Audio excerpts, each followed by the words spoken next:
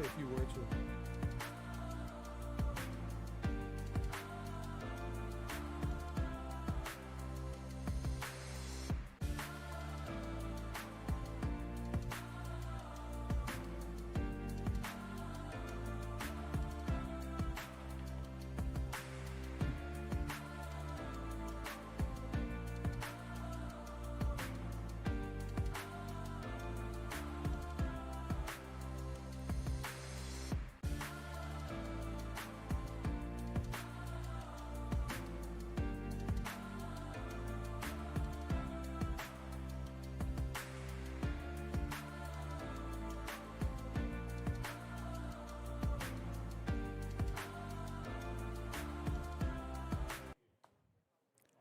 Hey, welcome, folks, to the campus of Rogers High School for a second-round playoff in the 7A state championship run.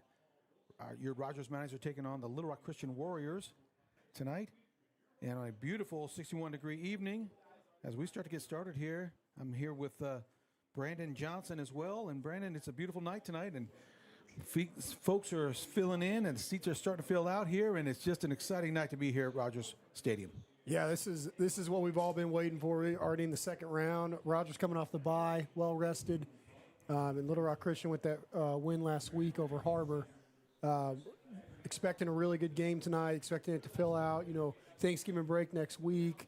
The school spirit has never been higher, and we're ready to go. That's right. Hey, we got a couple interviews with Coach Harbison. We'll get to him and some highlights, and then we'll be back to kind of get this thing really kicked off. It's 6:33 now, and look to be about 27 minutes before the game gets started. So we'll be back after these interviews with Coach Harb.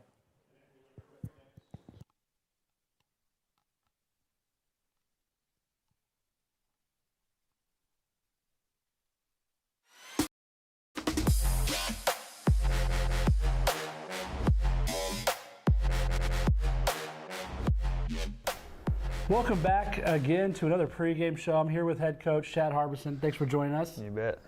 All right, so we had a week off, and that was nice to get people rested up. Congratulations, great job on the season, 9-1 regular season. Right. Finished up with Harbor and Heritage a couple weeks ago, and now we're on to the state playoffs tonight. So we host Little Rock Christian here tonight. Looking back 2 weeks ago versus Heritage, different style offense. We talked about that. Right. Different style of offense from what you see a lot in the 7A West. But how did we respond, and how do you think we did in response to that different matchup? Well, I mean, obviously the results is what we wanted, and so I think other than one drive in the first quarter, we pretty well we played real well. You know, and I think we had a couple of penalties in that drive too that aided them, that allowed them to have a couple of opportunities to get first down. So, you know, other than that, man, we played really, really well on both sides of the ball. So it was a good night.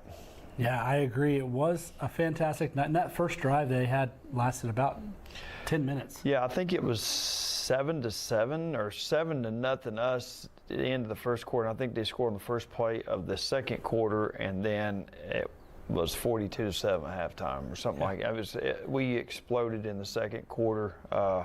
You know, we had a turnover and quick scores, and you know, our kids we got a couple of kicks on onsides, and just really busted the game open in the second quarter.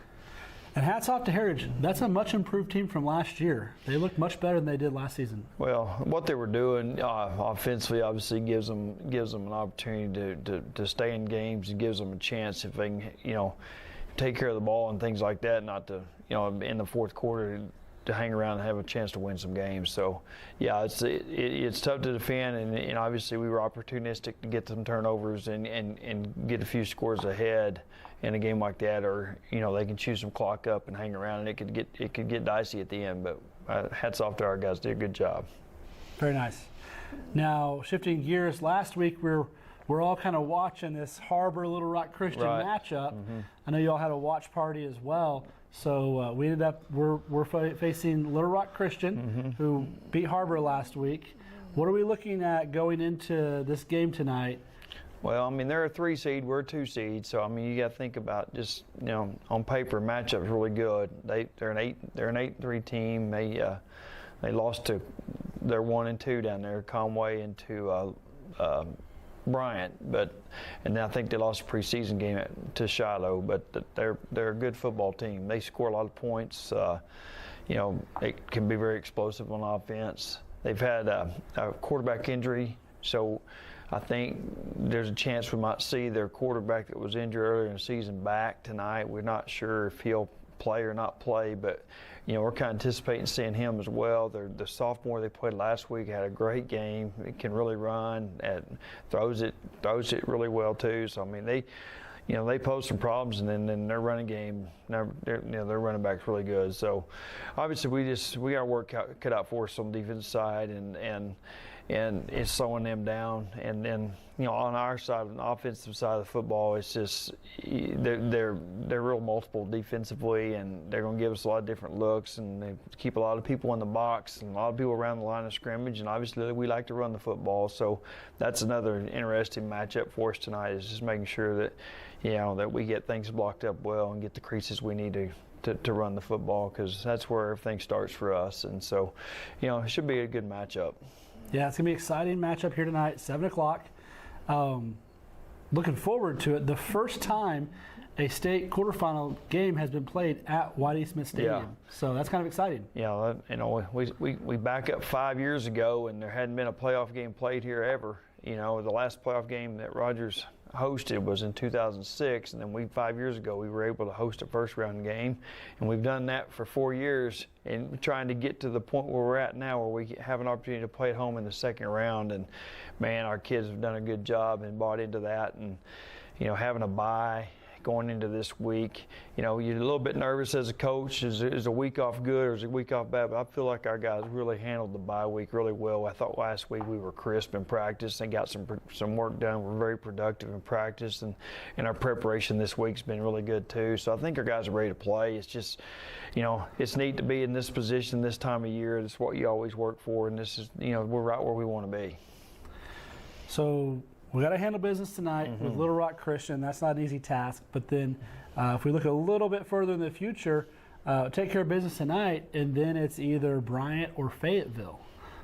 So another big matchup potentially next week, Black Friday, either at Bryant or home versus Fayetteville. Yep. What are your thoughts on that? Well, I don't have any thoughts right now on that. I'll be honest with you. I just want to, like I told our guys, we're in a series of 1 week seasons right now. We only guaranteed one game, and tonight's game's what we need to focus on, and we'll worry about what's going to happen next week after we take care of business tonight. But I just wanted to stay locked in on that. I don't care. I just want us to be in that position to have an opportunity to play another game next week. And I think that's the cool thing about our kids. I don't think we're satisfied, and I think there's been years that we get there and we kind of get a little bit complacent. I don't feel that way about our team at all, and I feel like we're playing for a lot more. But at the same time, you can't lose your focus. You can't lose it. You can't look ahead. You can't let yourself, get caught in those traps and not be focused on the task at hand. And that's what we got to take care of right now. All right, looking forward to it tonight. Before we get out of here, at halftime, go to the field house and kind of make some adjustments. Who on your staff do you think has kind of the best halftime kind of motivation or speeches that they tend to give? It's funny you asked that question, because we actually talked about that this morning in the office. But I think the thing about it is, and I heard Coach Elko from Texas A&M talk about their comeback win last week. Yeah. They got down 27 points in the first half and came back and win their game. And the same question was asked to him, and our answer would be very, very similar to his answer. Was we didn't win that game off of a halftime speech or somebody going there. We won that game in January and February when our kids were out there on the track running 400s in the snow. That's when we won the game. And that's what we want to draw off of, is the preparation and all the time and effort that we've put into getting ourselves in this position is what you draw on.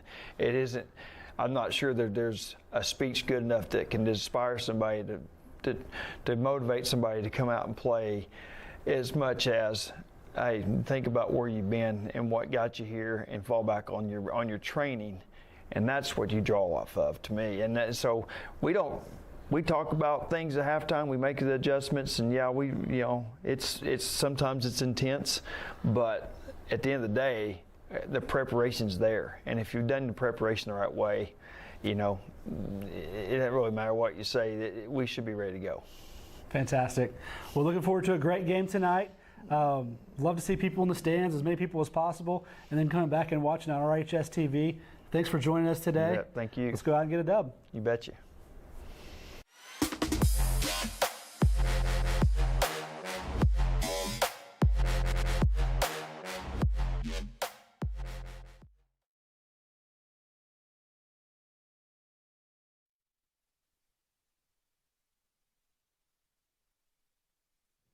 That was an interview with Coach Harbison and Zach Land, our engineer here at school. He's their teacher. They're actually Teacher of the Year last year and does an amazing job with the students here as well. We are a student-led organization here. All the students are on the cameras, so really proud of Zach and the work he's done. But, folks, it's almost game time.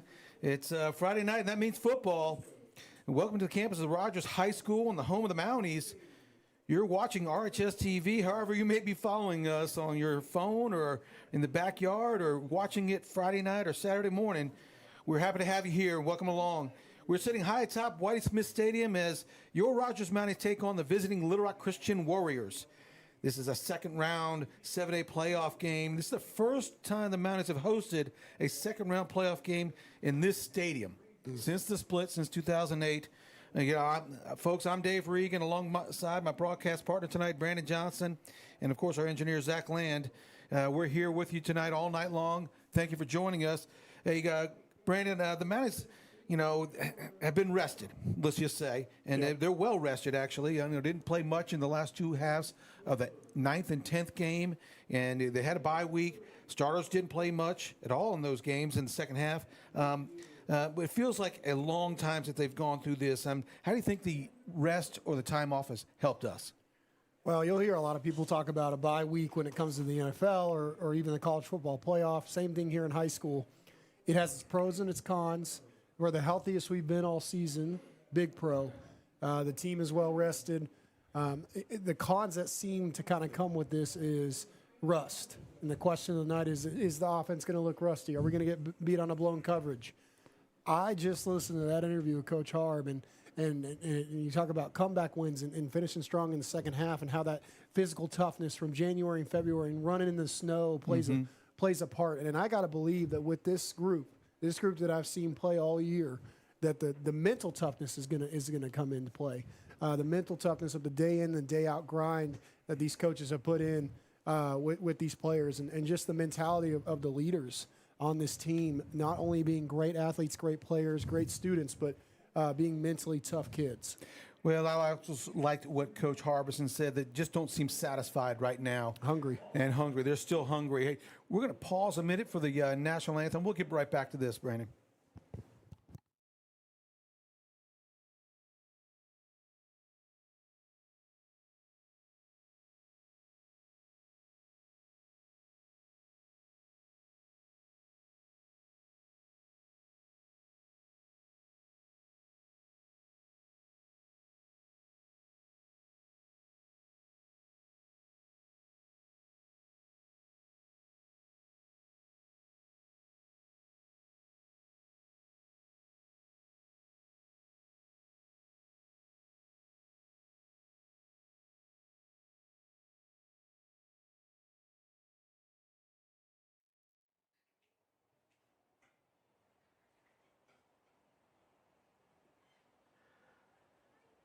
Thank you.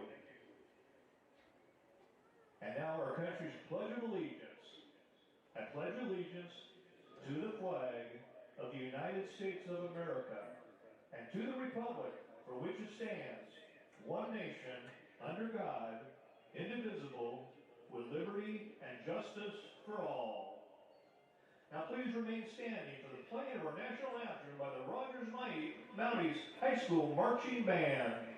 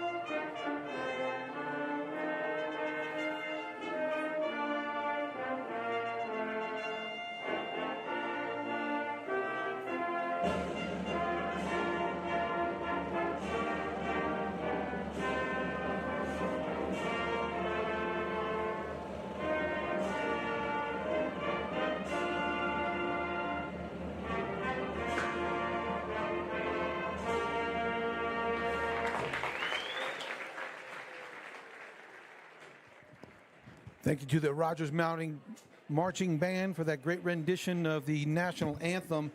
And to pick up where we left off there, Brandon, I mean, this has been an amazing, really kind of a historic offense that Coach Harbison has had here, averaging 53 points a game, scores of 84, 70, 70, and 56 twice, seeking its first 10-win season since 2006. These two teams, ironically, Rogers and Little Rock Christian, have never met before. Little Rock Christian was a 6A, powerhouse back in the day. They won the 5A state championship years ago, I think in 2016. And they went to the championship game a couple of years ago in the 6A. So they got promoted as a private school to the 7A. And they're doing pretty well in the 7A. They've been hanging their own, yeah. Yeah, they really have. So we'll see how this really pans out. But this Rogers Mountie team, led by their dynamic quarterback, Jeff Regan, who's just having another magical year this year, and the way he's doing it. And what do you think that the offense, how it keys off of him? Well, some say that Jeff Regan's the best Rogers Mountie football player since Jimmy Castro, and it's hard to argue with the numbers, Dave. 1,700 yards passing, 1,200 on the ground this year, and he is the first player in the 7A class in Arkansas last year to have 20 touchdowns passing, 20 touchdowns running, and he's about to be the first player to ever do it 2 years in a row. He's got 21 passing this year, 24 on the ground, and he's extremely accurate and efficient. He doesn't turn the ball over, and that's going to be a big key tonight. He's got a lot of options to throw to. Braxton Lindsay signed with BYU's, leading the team in catches with 44. He's got 746 yards and 11 touchdowns. 380 of those are yards after the catch. And then you got guys like, a speedster side like Drayson Bogue, who's just a huge impact player, 380 yards, 21 yards per catch. And then Parker Nix, the big outside receiver with 3 touchdowns this year. You can't forget about the backfield. Titus Kramer. Oh, my goodness. Titus is having an amazing season. We've got some games I was looking at, and I remember watching that West game and how well Jeff played. But, Titus did a work on the ground as well that day. 31 carries for 209 yards and 3 touchdowns. 31 carries in the West game he had? In the West game. What a workhorse. It was a workhorse day, and it's been a workhorse year. He's got just over 1,000 yards and 10 touchdowns. So I'm excited to see this offense rolling. Well, we're excited for Coach Chad Harbison and this incredible coaching staff. Chad Harbison, 9-1, continues to put up winning teams and winning situations. Hey, folks, you see that barcode on your screen? Yeah, the QR code here is our tonight's Mountie fan cam. If you are at home watching, or if you're at the game, you can scan that and send a picture in, and you could show up on the big board, and we'll have that rolling in between quarters. So just a different way to get involved. Show us where you're watching the game, like right. Dave said earlier. Maybe on the back porch with your family. It's almost Thanksgiving. We hope that everybody's watching at home. So no joke. I have family watching this all the way from the D.C. area. So scan that barcode right now, and then get everybody together. Once everybody's together, and take a picture and send it in to us, and hopefully you make the broadcast.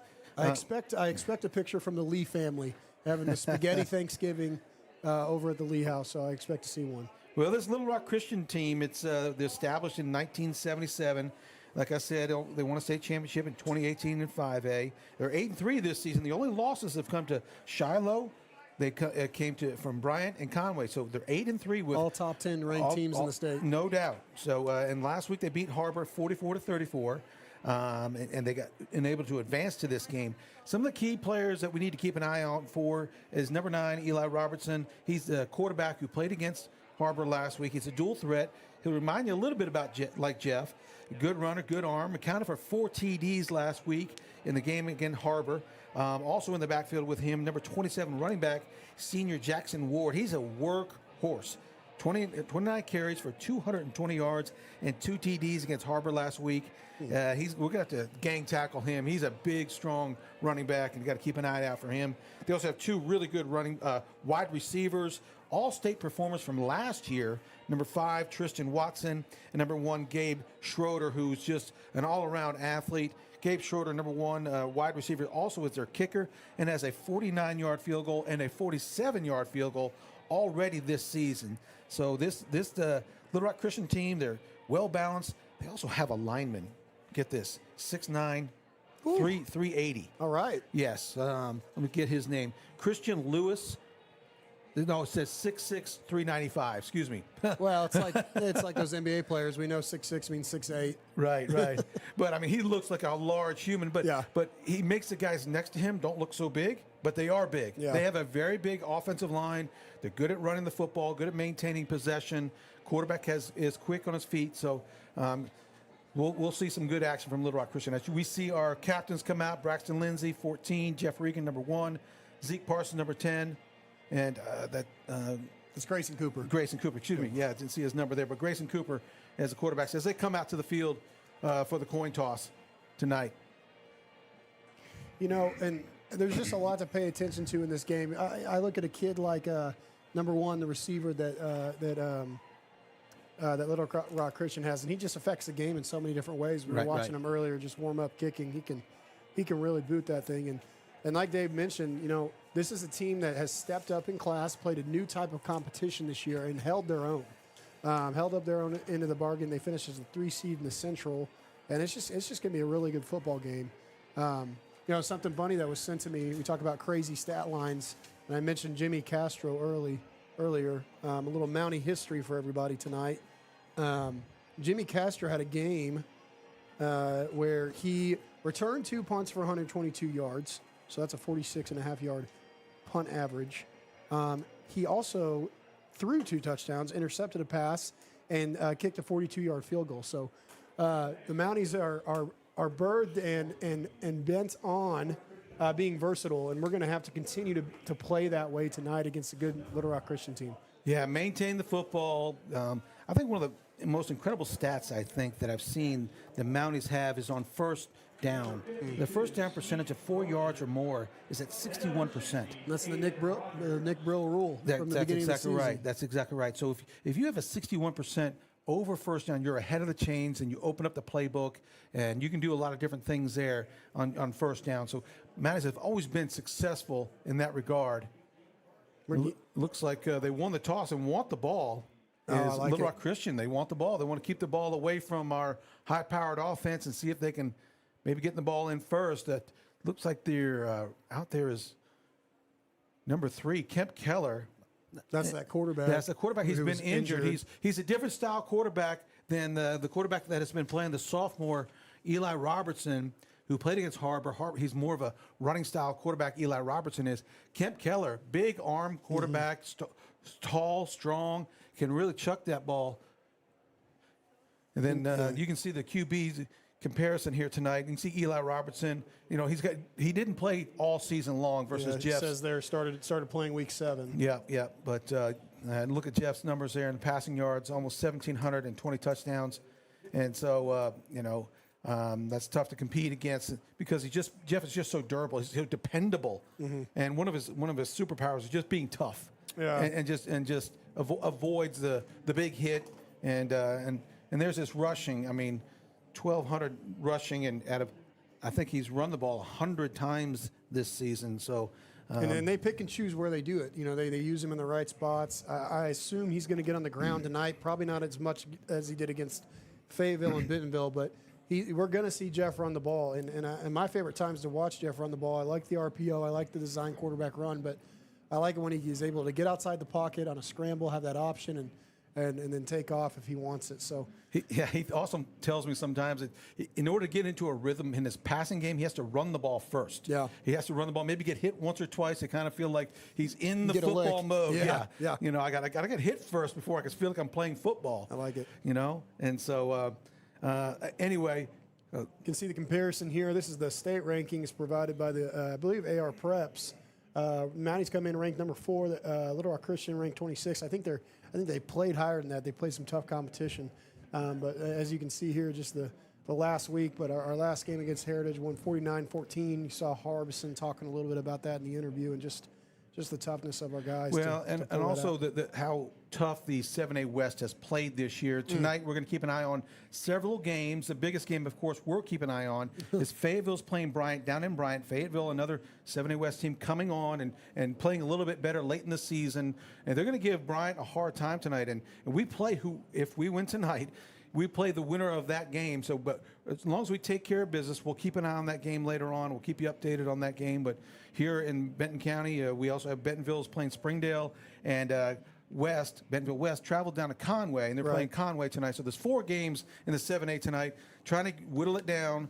There's 8 teams. They're trying to whittle it down to four teams, and we'll have some by 10 o'clock tonight. We know a lot. Now, this feels like we're in the playoffs really start. I mean, yes. Week 1 is great, and but Harbison mentioned, we've been working. These boys have been working hard to get to round 2 with a bye, feel fresh and healthy for the playoffs, and this is such a great opportunity for a group of guys that have worked hard over many years. Oh, it is. It's been a lot of hard work, and Harbison in his 5th season, and just keeps on chugging along. And this whole staff is a very hard-working staff, and they've finally got a little bit of talent to work with, and they've been had a lot of talent lately, but it's just come together this year.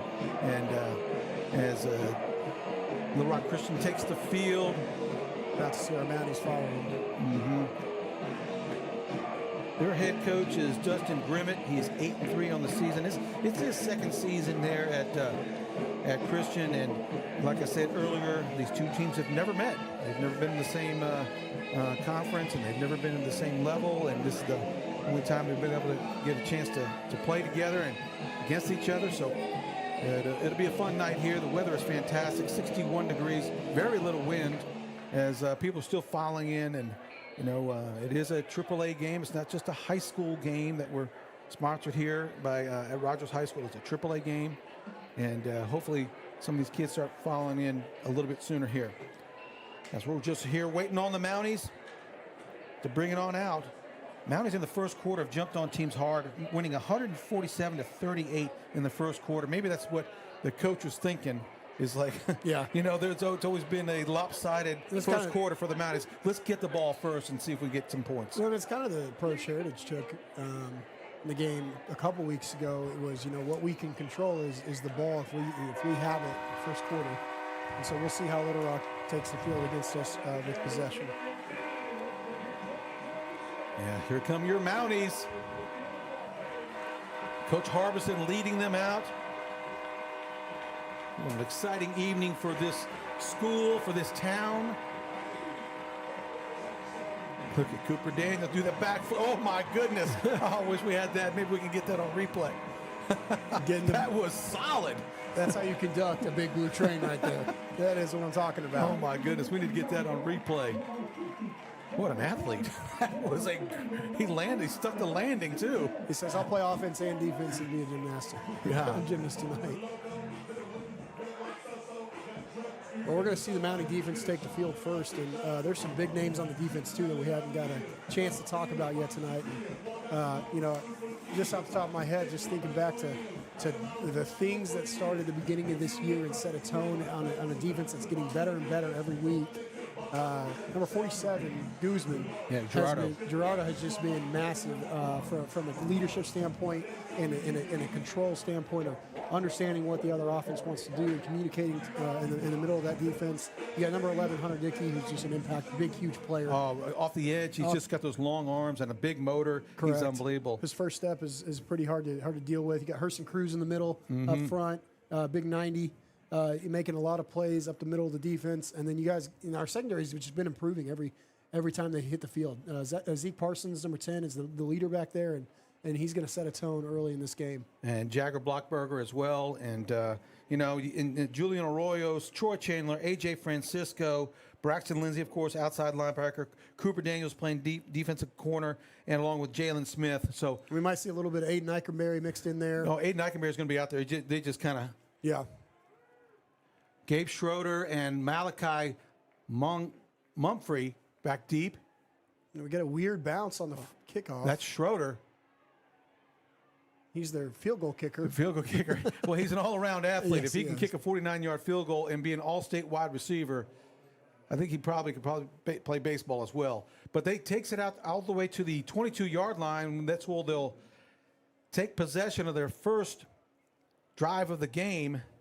I think it was Jagger Blockberger on the stop. Yeah, Aiden Eichenberry is the far corner on the far numbers out there.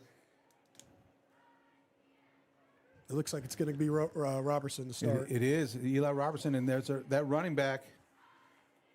That's Jackson Ward, number 27. And it looks like Gerardo Guzman on the tackle. Gain of a couple, maybe 3. Ball's on the 26-yard line.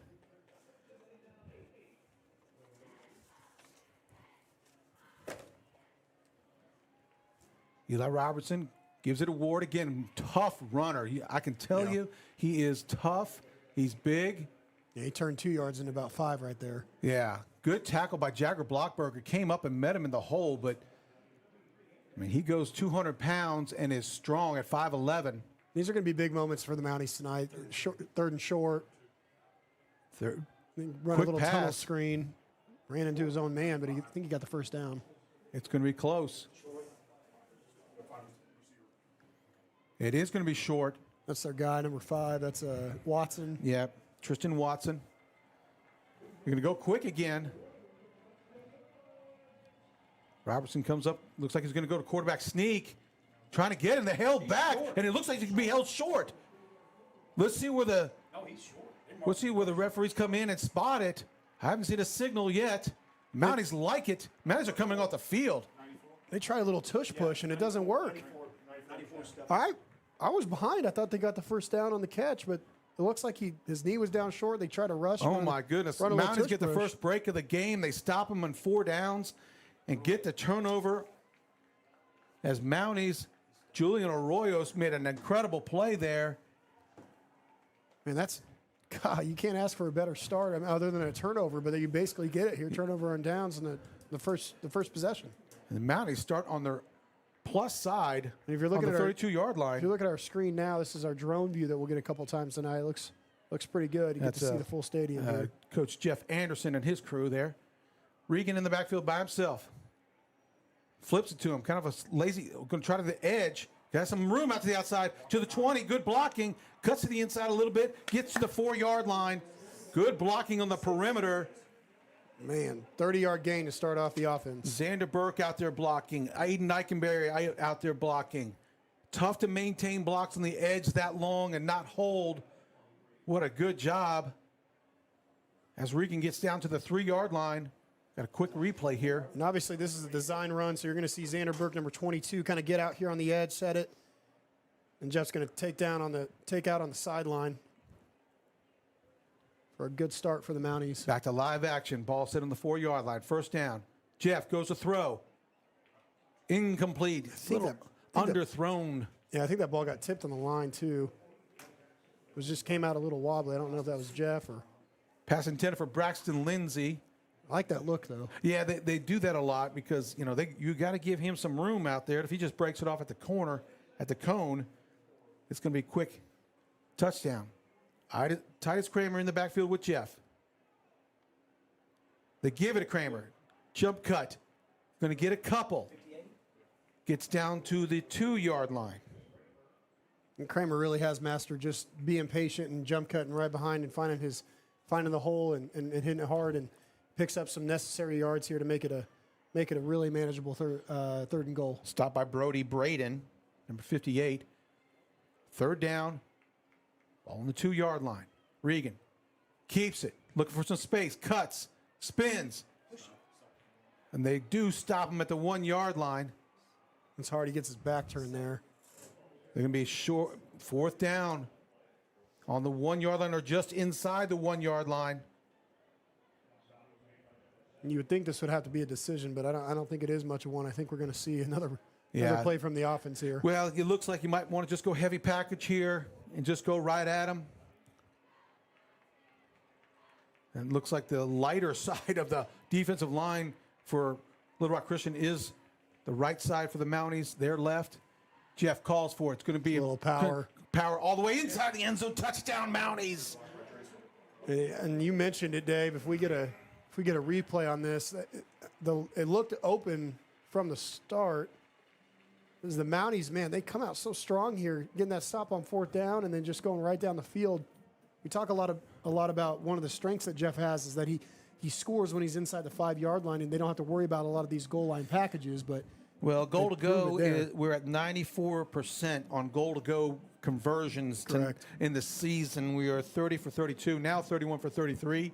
And here's Juan Chaparro with the extra point, looking good. And here Barriola we're with the just gonna hold. do a simple count here. Got 1, 2, 3 against their 1. And that's easy for Jeff. Finds the end zone as the Mounties at 9:21 left to go in the first quarter. Time possession 123 in 5 plays, 31-yard total yards. And the Mounties are being super efficient on that first possession as they get the stop, early stop, and kind of break serve and put the Yeah. ball in the end zone. And this is looking like the Mounties have formed this season where get out, jump out, and score early. Early and often. Back deep for the Warriors. This is is what- Gabe Schroeder and looks like Malachi Mumphrey. Or is it number 5 or 6 out there? It's hard to tell with that jersey pulled up. I think it's 6. It is 6. Okay, yep. Doesn't look quite as tall as a receiver. Juan Chaparro set to do the kicking. Mounties with a very efficient touchdown. Chaparro with a fantastic kick. Great And kick. Schroeder's going to take it on the 1-yard line over his head. Finds a little bit of space. Good return by Schroeder all the way to the 23-yard line. Xander Burke with the tackle. That was good all around. That was one of the deeper kicks that I've seen Shapiro kick all year. And number 1 on the other side, Schroeder, he's a playmaker. And Baylor Morgan on the tackle in there as well for the kickoff. Special team shout out, player of the That's week, right. Baylor Morgan. Eli Robertson and Jackson Ward behind him. They give it to Ward. Tough 3 yards, maybe more. Well, we're there. It's just he's a load. And plus, they're going to run behind that line. Look at number 53 out there. That's what I was talking about. That's Christian Lewis, offensive lineman, 6'6", 395. Yeah. Oh, little quick pass. They like this. That's that receiver. Oh, good That's good play out there. pursuit. Way to string it out. Aiden Eichenberry stringing it out. Who else was out there? With Guzman. Guzman and Kyrie Bonneville. That's right.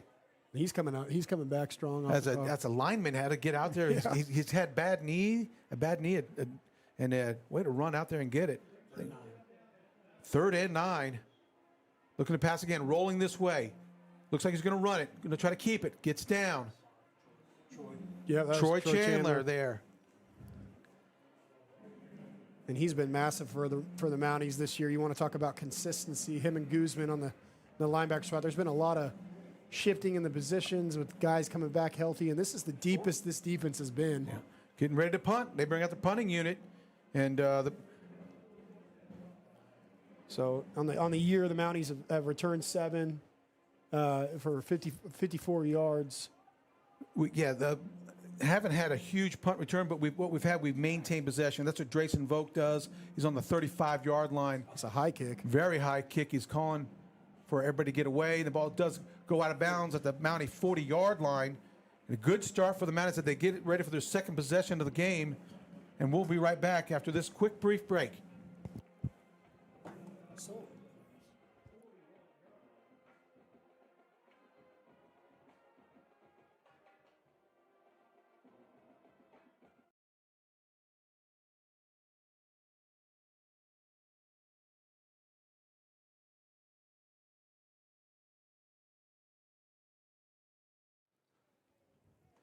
Mounties take over, 1st and 10. On their own 41-yard line. Kramer back there with Regan. Now in motion, bringing 4 to the near side. Regan looking left. Zips it to Braxton Lindsay. He breaks away. Has a short tail, but does get 2 yards. Pretty good tackle. That's just strong. The Mounties offense this year, almost 5,000 yards of offense. The raw numbers are hard to comprehend. Malachi Mumphrey on that tackle out there, hanging on for dear life with Braxton Lindsay. Gain of 2 yards on the play. Eichenberry and Lindsay to the near side. Volk and Nix to the far side. Ball on the near hash. Regan. Looks like a design run. Tries to cut it back up. Makes somebody miss. Nice cut. It didn't look like there was much there, but that one cut at the line of scrimmage seemed like to get him 6 yards. And I think you're being generous. There's nothing there, and Jeff just made something out of nothing. He got us a 5-yard gain when really it just kind of looked like a breakdown. Like Huaboo on the tackle. 3rd down and 4. Lindsay in the H-back here. Kramer next to Regan. Kramer's going to take it. He does look like he's getting swallowed up in the line of scrimmage by number 51. Looks like Jack Moore. Yeah, and Moore got a great push off the line and kind of shoved our offensive lineman back into Kramer, and that's going to make it tough for any running back on the handoff. Yeah, they are a big size line as well. I mean, midfield, you got to look at this as 4-down territory here for the Mounties as offense is set to big go. play here early in the stage of the games. 4th and 5. Regan by himself. Could Looks like be Coach trying to draw offside. Yeah, and Coach Brill says going to call something else. Regan back to pass. Looking at Eichenberry. Gets him in stride. Gets it down to the 41-yard line. That's just a component that was missing for most of the season. Eichenberry, another great option for Regan to go to in those situations. Great slant. Good hit in stride. The ball came out quick. It was a quick pass. Mounties get a 1st down on the plus side. Ball placed at the 40-yard line. Gives the Mounties a new set of downs.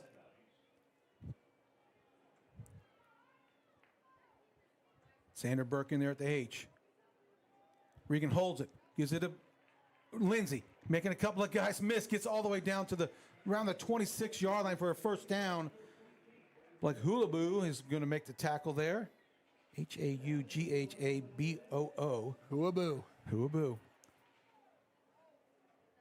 In comes Braxton Holland, and Parker Nix comes out. You got 3 guys you can play at tight end here between Holland, Burke, and then we got Lindsay out wide. It's going to be interesting to see what kind of look we get here. Yeah, got Holland at tight end here, and at H is Xander Burke. Regan going to keep it, looking for Braxton Lindsay, and there's going to be a flag on the play. He's double covered, and I like the play recognition there from Jeff. Braxton was double covered the whole time, but he got an early step on the first guy, and Jeff's like, I like my guy. I like my guy to go get that ball. Yeah, they did a good job of bracketing him. You know, one guy underneath, one guy behind him. It would have been a very difficult catch had it been on the money. But, you know, you have to guard him with 2 guys. They know that. And so that's what they were doing there. Looks like it's going to be a spot foul. No, it's going to be all the way down to the 12-yard line. It's going to be marked. Maybe. Is it 15-yard or 15-yard penalty there? 15-yard penalty. All on the 14-yard line, and 1st down. Kramer. Ooh, he drew him offside. Oh, yeah, did there. draw him offside. Number 6. Looked like they were blitzing with the corner. Malachi Mumphrey. And he got a little excited.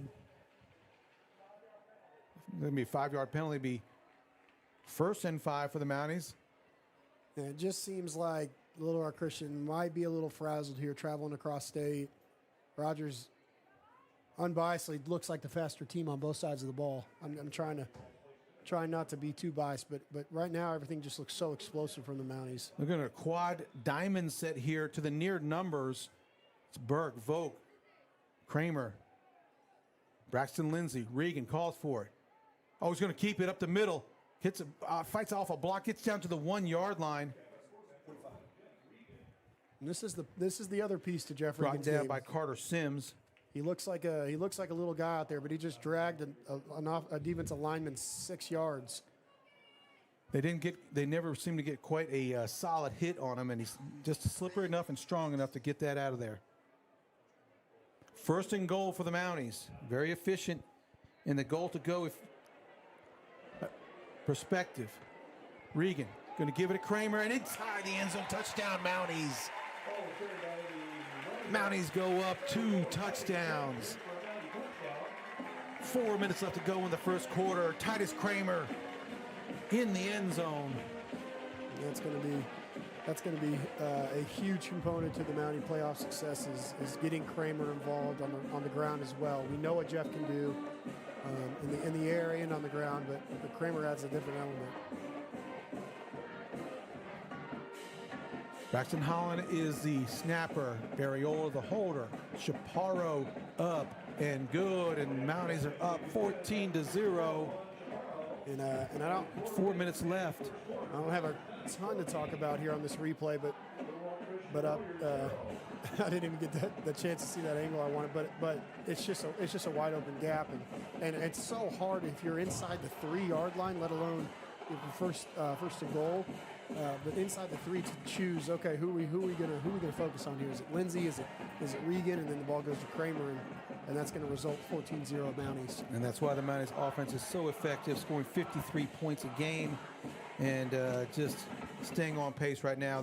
That drive was 60 yards, 8 plays, time of 3:38, and really efficient, especially the big play there was the 4th and 5, quick hitter, quick slant to Aiden Eichenberry to keep the chains going, and the Mounties were able to push that thing on in.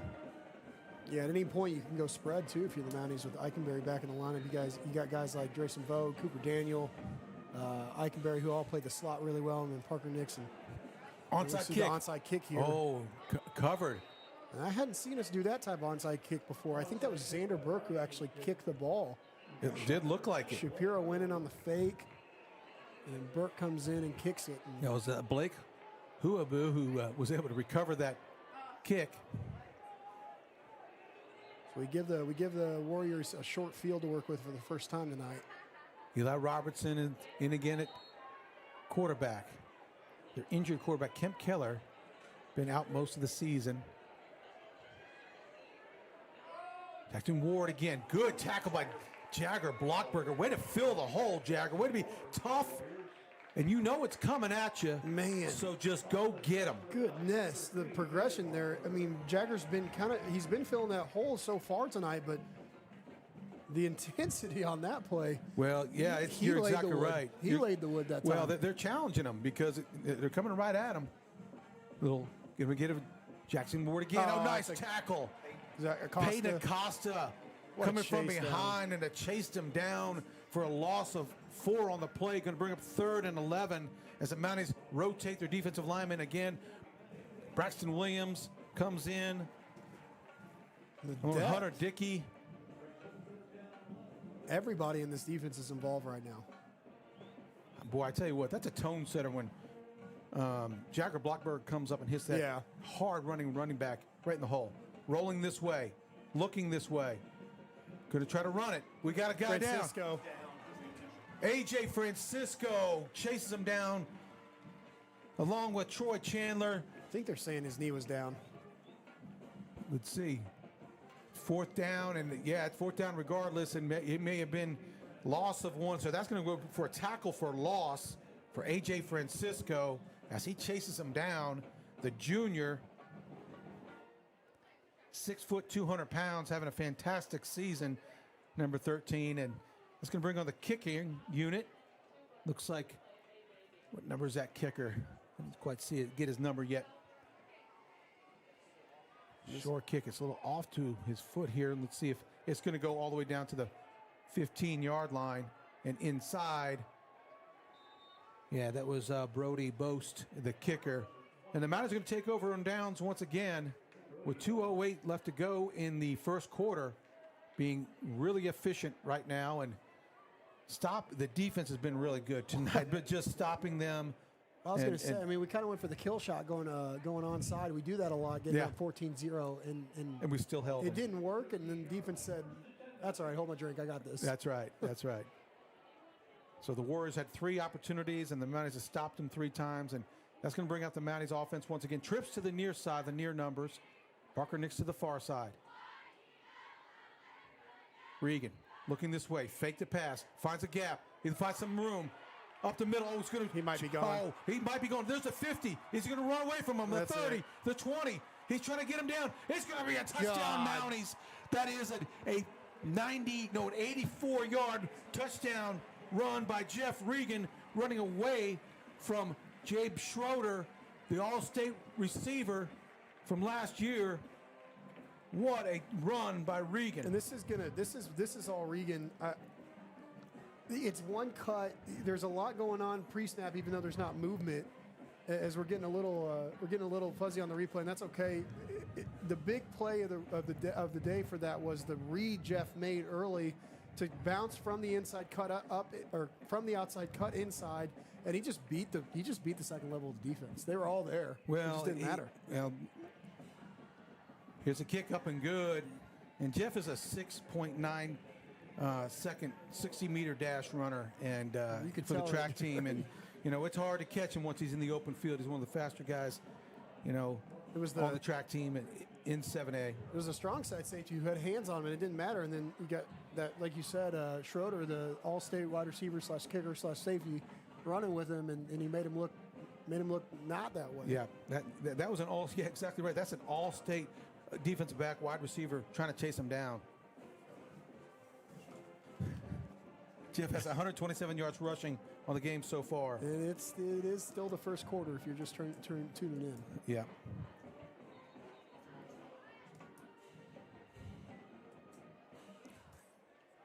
That's why I brought that. Hey, we got ultimate stat guys back here. That is the 12th longest run in Rogers Mountie history. I don't think you can get that kind of information anywhere else. That's right. It.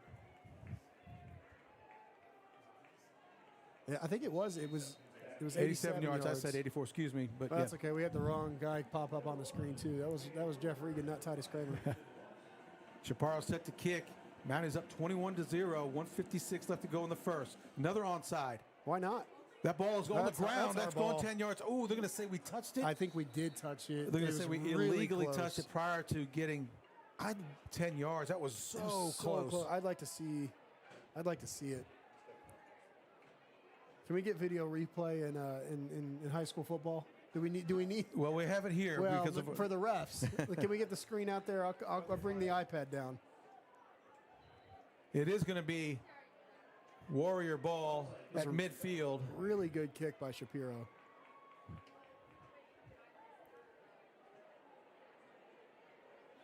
Chaparro. But the Mounties feel comfortable with their defense right now and how they've been able to come up and stop the run. They don't think this quarterback maybe has the arm talent really to stretch the field out. We're going to back find to out throw this right now. Eli Robertson throws it, has a man open and drops it.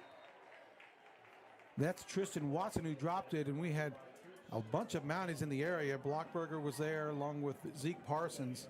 It looked like we were playing short coverage, kind of like a flat zone almost, and we had to back up on the deep throw, the first deep throw from the Warriors tonight. So it was a good adjustment made by the Mounties and a little bit of a lucky break, and we'll take it. 2nd and 10. All on the Mountie 49-yard line. 1:49 left to go in the first quarter. Back to pass again. Robertson looking over the middle. He's got a man. Cooper Daniel! Right there, I almost thought he had that ball. I thought the Warriors ended up with it when it went through his hands, but that it was incomplete. It was a good play. Man, what I love about that, Cooper Daniel's eyes were on the football. Mm-hmm. He made a play on the ball, which is what you want as a defensive back. Find the ball, go make a play on it. Absolutely. Warriors going real quick here. 3rd down and 10. They give it to Jackson. Like Hunter Dickey was the first one in on that tackle, and then little cleanup crew by Braxton Lindsay. It's going to bring up 4th down for the Warriors. It looks like they're going to bring out the kicking unit once again. I do believe, and that's the punter, Gabe Schroeder. Well, now Gabe didn't punt the last one. No, he didn't. I would be a little worried here of a trick play. Nobody is even back for the Mounties right now. I agree with you. I think they're kind of a little suspicious and dubious. Timeout. I think they try to get away the with Warriors. it. Timeout for the Warriors. Mounties are up 21-0 with 1:05 left to go in the first quarter, and we're going to take a timeout and listen to our sponsors real quick. We'll be right back.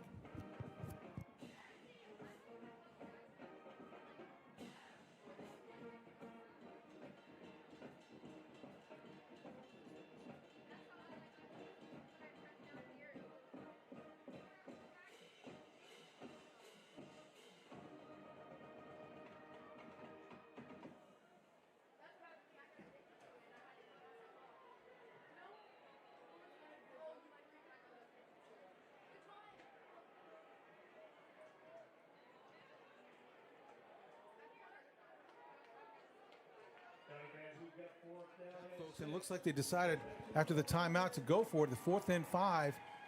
Jackson Ward in motion. Eli Robertson back to throw, looking right. Has a man in the slot. He's got it. That's Brian Burkett, and they do get the first down. One of the few first downs they've had all game. And from the two, it does look like the first down they've had all game. And they're going real quick. Really quick. Going to give it Jackson Ward up the middle. We weren't even set up. First hit by Hunter Dickey. Brought down by, looks like, Chalmers. Cohen Chalmers, number 20. Julian Arroyo checks back in. Boy, they are going quick. Back to pass this time. He's running right. Throwing right. Throws it out of bounds. Might have a hold or some kind of personal foul. Yeah, it looks like Herson Cruz lost his helmet. There is a flag on the play that's sitting on the 26-yard line.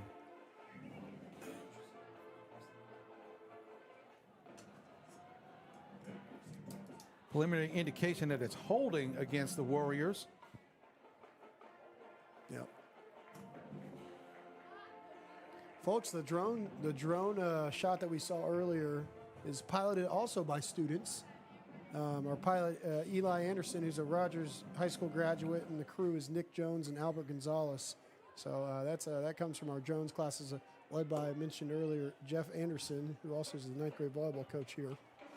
And there it is again. It's just a beautiful night here. Oh my gosh, it really is. What a beautiful fall evening, and crowd is really filled in. And it's going to bring 2nd and 15 on the 34-yard line. Robertson looking left. Oh, there's a whistle. Offsides against the Mounties. Looks like Ike might have been lined up bad there. Possibly, yep.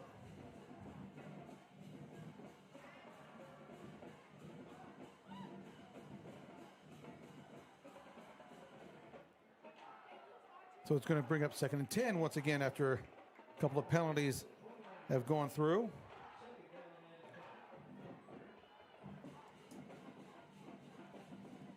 Robertson's going to look back at the sideline for a new play. See the check in with them. Trips to the far side. Jackson Ward in the backfield with Robertson. Maybe changing the play there. Ball snapped. Looking left, scrambling, steps up. Brings him down, Braxton Lindsay brings him down for a tackle for loss. You're not going to get away from him. That is a lot harder than it looks.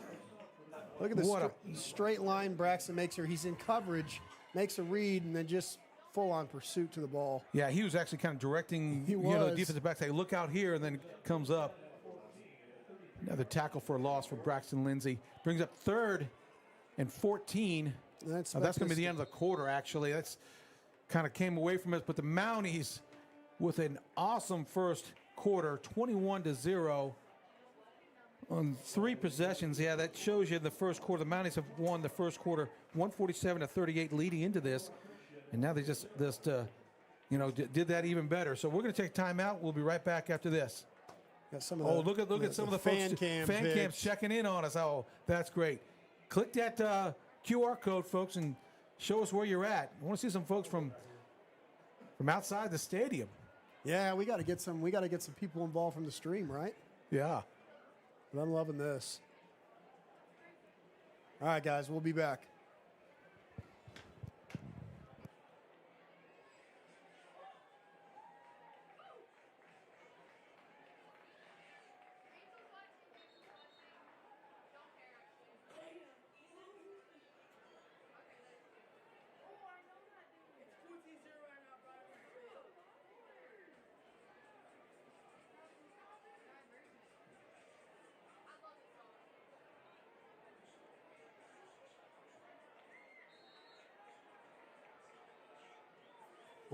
Welcome back, folks. Second quarter. Robertson rolling left. Got a lot of pressure. Still more pressure. Throws it out of bounds. And look at Coach Hobby.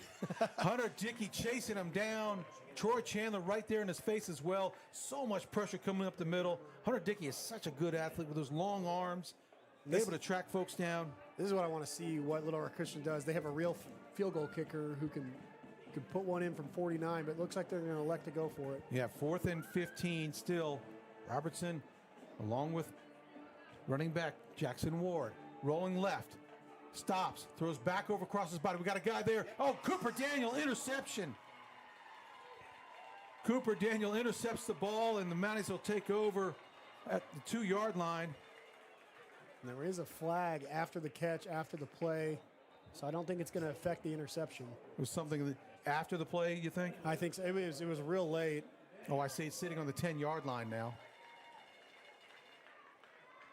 See, that's once again, see how he had his eyes on the ball? Yeah, eyes on the the whole quarterback. time. I mean that's it seems like that's the key to being a defensive back, in my opinion, is just finding that ball. He's waiting for the microphone to click on. Oh, that's supposed to be my conduct. Oh, we're going to be pushed Ballard into the 1-yard line. Chance to set a new record. I was just about to say. Was it also Jeff? No. That was, it was JJ. Oh, Jenkins? Oh, there you go. Well, Billy Love. Check Jacob Jenkins. I think he had a 99-yard touchdown reception from Dane Williams on a 99-yard touchdown reception. He's looking at rushing. Oh, sorry. Yeah, but you're probably right. There you go. Jacob Jenkins. Was I right? Yep. Yep, I was here for that. It was awesome. It's like a B seam. It spread everybody out, and the running back just went down the seam and hit him right down the middle, and Jacob was gone. All right, trivia time. Who was that against? That's a good question. It probably says it on there. North Little Rock. All right. Was that 22? 23. 23. So the Mounties, 11:44 left to go in the half. Cooper Daniel with another interception on the 1-yard line. A hard spot to be in here. Regan, down the middle. Oh, it's deflected. Tried the same thing. Incomplete. Ooh. Yes, they were looking for Braxton Lindsay over the middle, and it was deflected into the air. He had him. He did. He had both guys in the seam. Malachi Mumphrey again. He was the one who almost caught it. Almost came down with the ball, the deflection. 2nd down. You got extra protection here on each edge. Regan rolling out. Going to try to get some room. Got it out to the 10-yard line. Stops. Makes a man miss. Cuts back again. Cuts across the grain. He's at the 30. Go, He's at the 40. go, Jeff, go. Oh, my goodness. 50-yard line. 40. Can he outrun him? Does he have enough speed? 20. 10. Touchdown, Mounties. 99-yard touchdown run by Jeff Regan. Are you kidding me? Do you see any flags? No flag. All the cutbacks. Oh, 2 my or goodness. 3 cutbacks, and the Mounties get another touchdown on the board. Oh, Holy my cow. goodness. So I was talking about the extra edge, and I was about to say, I wonder if we see a designed run here from Jeff, but it happened too fast. Holy cow. What's he up to? Over 250, right? 250 on the ground? 226 yards on the Set ground. for the extra point. Barriola to hold. Chaparro with the kick, and the Mounties are up 28-0, 11:22 left to go, and we're going to have the replay here real quick. Holy cow. Put him on ice. Put his ankles, knees, hips on ice. He made just a couple of cuts here near the sideline just to make a guy miss, and you're like, well, he did really good to get it out to the 30-yard line, and then he goes back to the middle, makes another cut.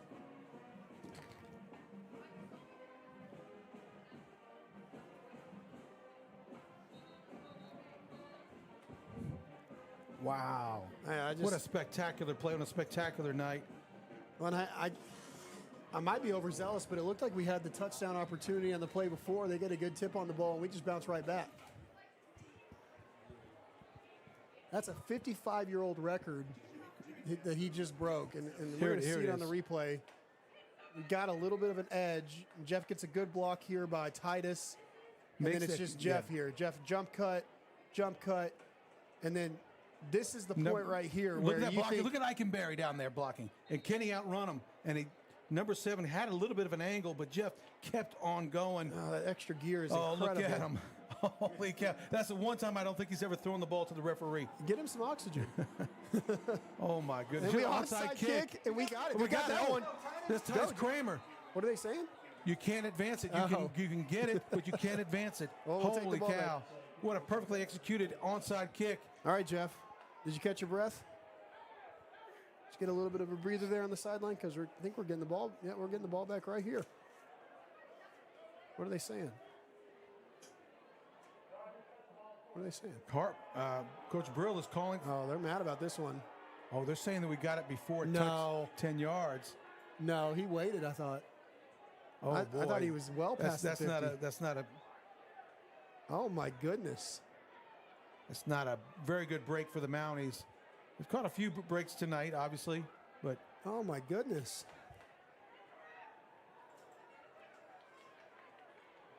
They're saying the ball was there? I guess so. Man, he waited till the ball bounced. Okay, here we go. Robertson in the backfield with Jackson Ward. Trips to the near side. Mounties look like they're going to bring some heat. Got a guy in motion. Bring in an extra blocker. Yeah, that's going to go to Run Ward. the counter to Ward up the middle. Good hit by Troy Chandler. All right, we're going to see the kick here. I really thought this ball bounced over the 50. It's Titus. Oh, it's close. But that He his looked like he feet, caught it on the 47. his feet were definitely past the 50. I don't know where he touched the ball and what the rule means there, but Ward. No, keeper. Hold it. Does get the first down. It's Eli Robertson. You see he's got some speed. their second or third first down. Their second first down of the evening, I believe. And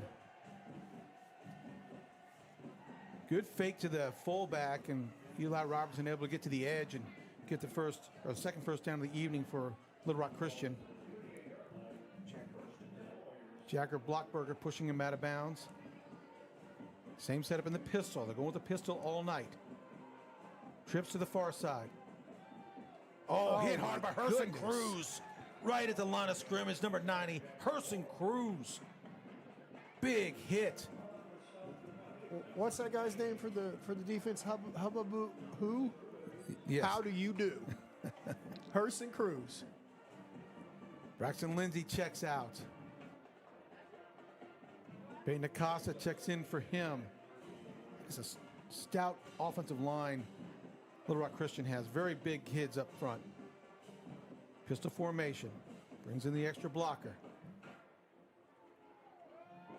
Ward keeps it. Gets about 5 on the play. Yeah, he doesn't seem Peyton to matter. Acosta's out there. Zeke Parsons, I believe. A lot of extra jabbering right here between the running back and the defense. See if that ends in a personal foul before the possession's over. Does bring up third and a long 5. The Warriors are going to the trips, set to the near side. They've thrown this ball to 5 every time here. Ward takes it again. Knocked down by Jagger Blockberger, who meets him in the hole. Well, I tell you what, that's one of those drills where when you're a kid, it's like, oh, meet him in the hole, run between the dummies, and that's all that's happening right now with Blockberger, and he's stepping up to the challenge.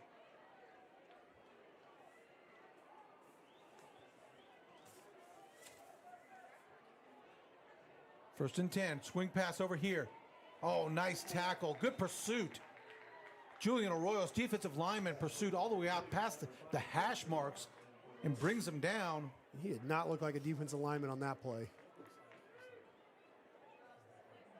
Yeah, I was going to say, we talked about the health of the defense, and he is in the week off and what the pros can come with that. And Julian Arroyo's looking in full form. Pistol formation once again is near hash. Looks like on the inside handoff. A little misdirection. Tristan Watson on the carry. Does get it first down on the inside pitch. It is a pass. It's a forward pass there, so that will go down as a pass.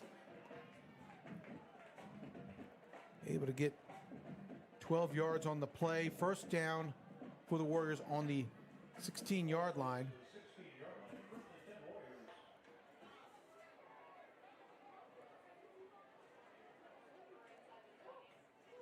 Robertson moving his man around.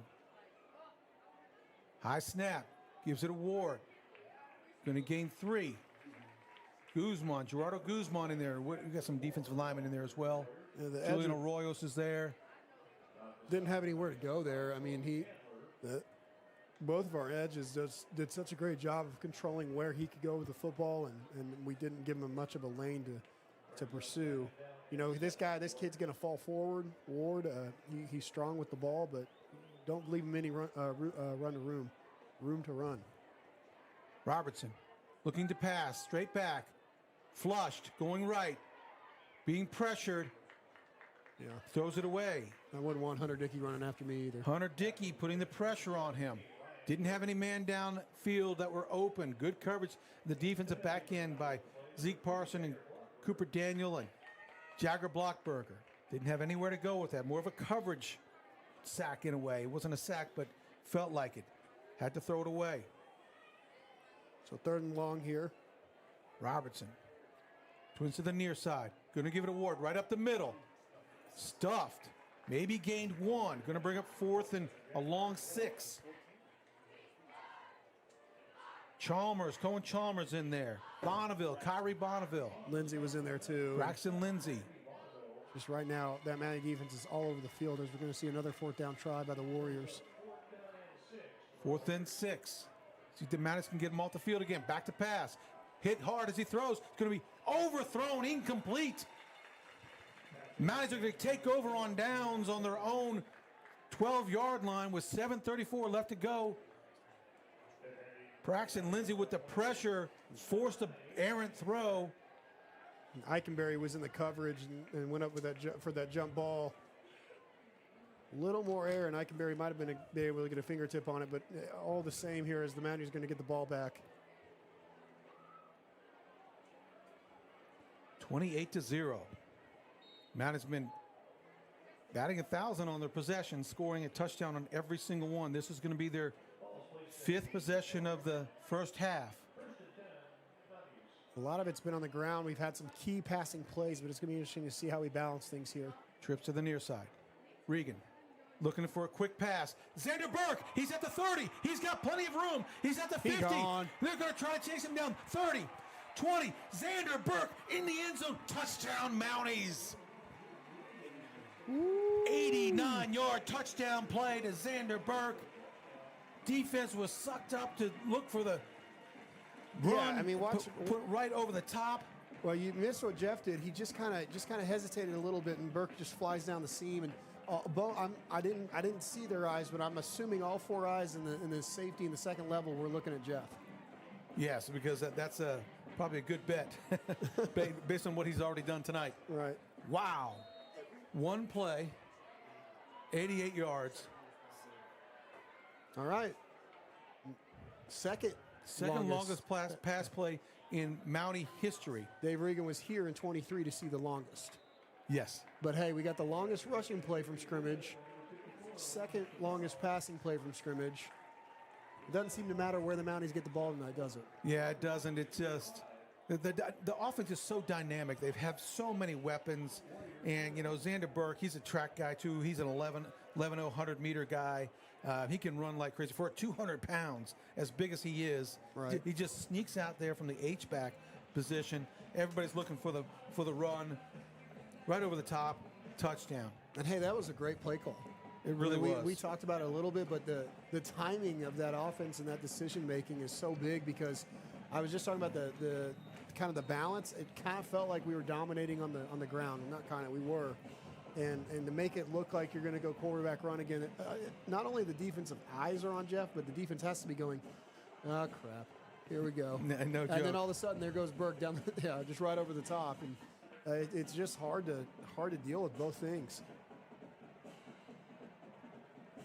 Mountie set to kick off again. See if they try the onside one more time, but they have got it to 35 points. Well, we had 7 minutes and 31 seconds to start that drive, and there's still 7 minutes and 23 seconds left on the clock. Unbelievable. Chaparro, let's see if he does an onside kick or he kicks it deep. Does kick it deep. That's Schrader. Man. All the way to the 5-yard line. Trying to find some space over there. Gets tripped up at the 23. Good coverage by the Mounties. Baylor Morgan. Of course. And Seth Brown out there on the tackle. I gotta say, even it looked like the bye week was good for Chaparro. I haven't seen him kick like this on kickoffs. He's just booing the ball. Let's see if this defense continues to play with their hair on fire. They've been really impressive tonight. I think this is worth mentioning. This is a really good Little Rock Christian offense. They've done things all year in the Central. They've done it over here in the West against Harbor last week, and we are just Eli looking left. He's going to tuck it, and there's Julian Arroyo's bringing him down. It is only a 2-yard gain, but Arroyo's does bring him down. And that's one of those things that doesn't count as a sack in the stat book, but feels like a sack if you're the quarterback. No joke. Our defensive backfield is looking spectacular tonight. Eyes on the quarterback. He has nowhere to go with the ball. The pistol set again. That's Ward behind Robertson. Twins to the near side. Fakes it. Looks left. Looking for somebody. Over the middle. Overthrown.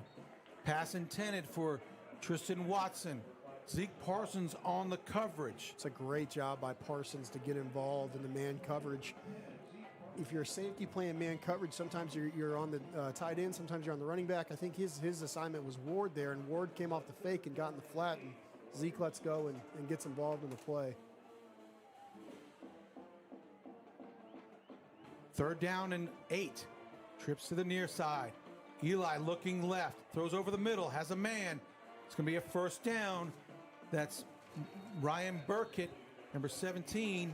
And that's his 2nd catch of the night, and then the exact same play we saw coming this way he last just time. found a hole in the zone there. Able to pull it in. Good throw and catch by the Warriors. Well, bunch set here to the near side. This is either a run up the middle or ball to 5. Looking to pass again. Looking left. Can't find a guy. Doesn't like it. Trying to find some space to run. Doesn't get much. Great pursuit by Guzman. It was and Chalmers. Kyrie's down too. He was the one who got the tackle to start. Looks like Bonifield's down on the field. It's cramps. Thank goodness. Just be cramping. Okay. Oh, thank goodness. Because he made the tackle and was fine, and then he went back down. And he's had knee injury before, and I was just holding my breath there for him. Chalmers was out there. Peyton Acosta, the sophomore, out there. I think we're gonna. Well, they tend to Kyrie. I think we're gonna take a quick time out. No, he's that's right. Yeah, show that. It was good. Oh, got the fan cam up again. That's good. I like it. Oh, we got someone in the house. There we go, stream. That one on the top right, that's the kicker from last year. Benson Ashley. Attaboy, Benson. Go. We see you. Got someone looks like it. Maybe a dorm room. Could be. Or maybe that's just a kitchen. The wood floors in the fridge right by the door. Naomi Bunch. Here we are, back to live action. 2nd and 9. Kyrie looks like he's just coming off on his own power. Looks like cramps. 2nd and 9. Looks like they're going to give it a Ward. Finds a little crease. Oh, nice tackle by Peyton Acosta. Good tackle by the sophomore. He's going to check out. Braxton Lindsay going to check in. 27. Jackson Ward, the running back, is a load. Tough to bring down. Says here he's only 180 pounds, but my goodness. Pure muscle. Yeah. Oh, they're going to keep it. Eli is going to come to the outside. Going to try to get to the outside and does get out of bounds. It's going to be a 1st down for the Warriors. Pretty good design play by Little Rock Christian. Good blocking out in front.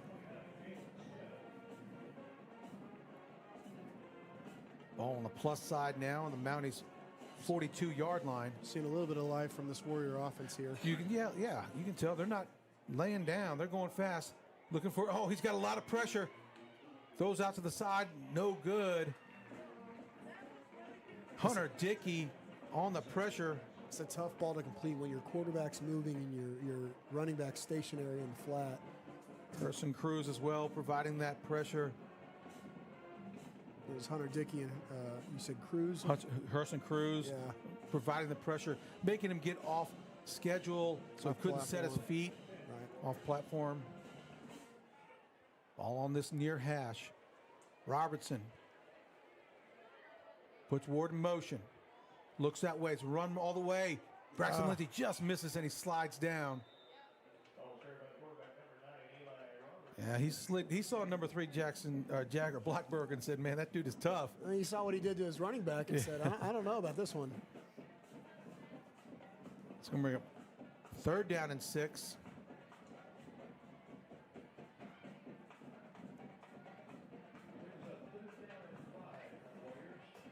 Big play here for the Mounties. 5:03 left to go in the first half.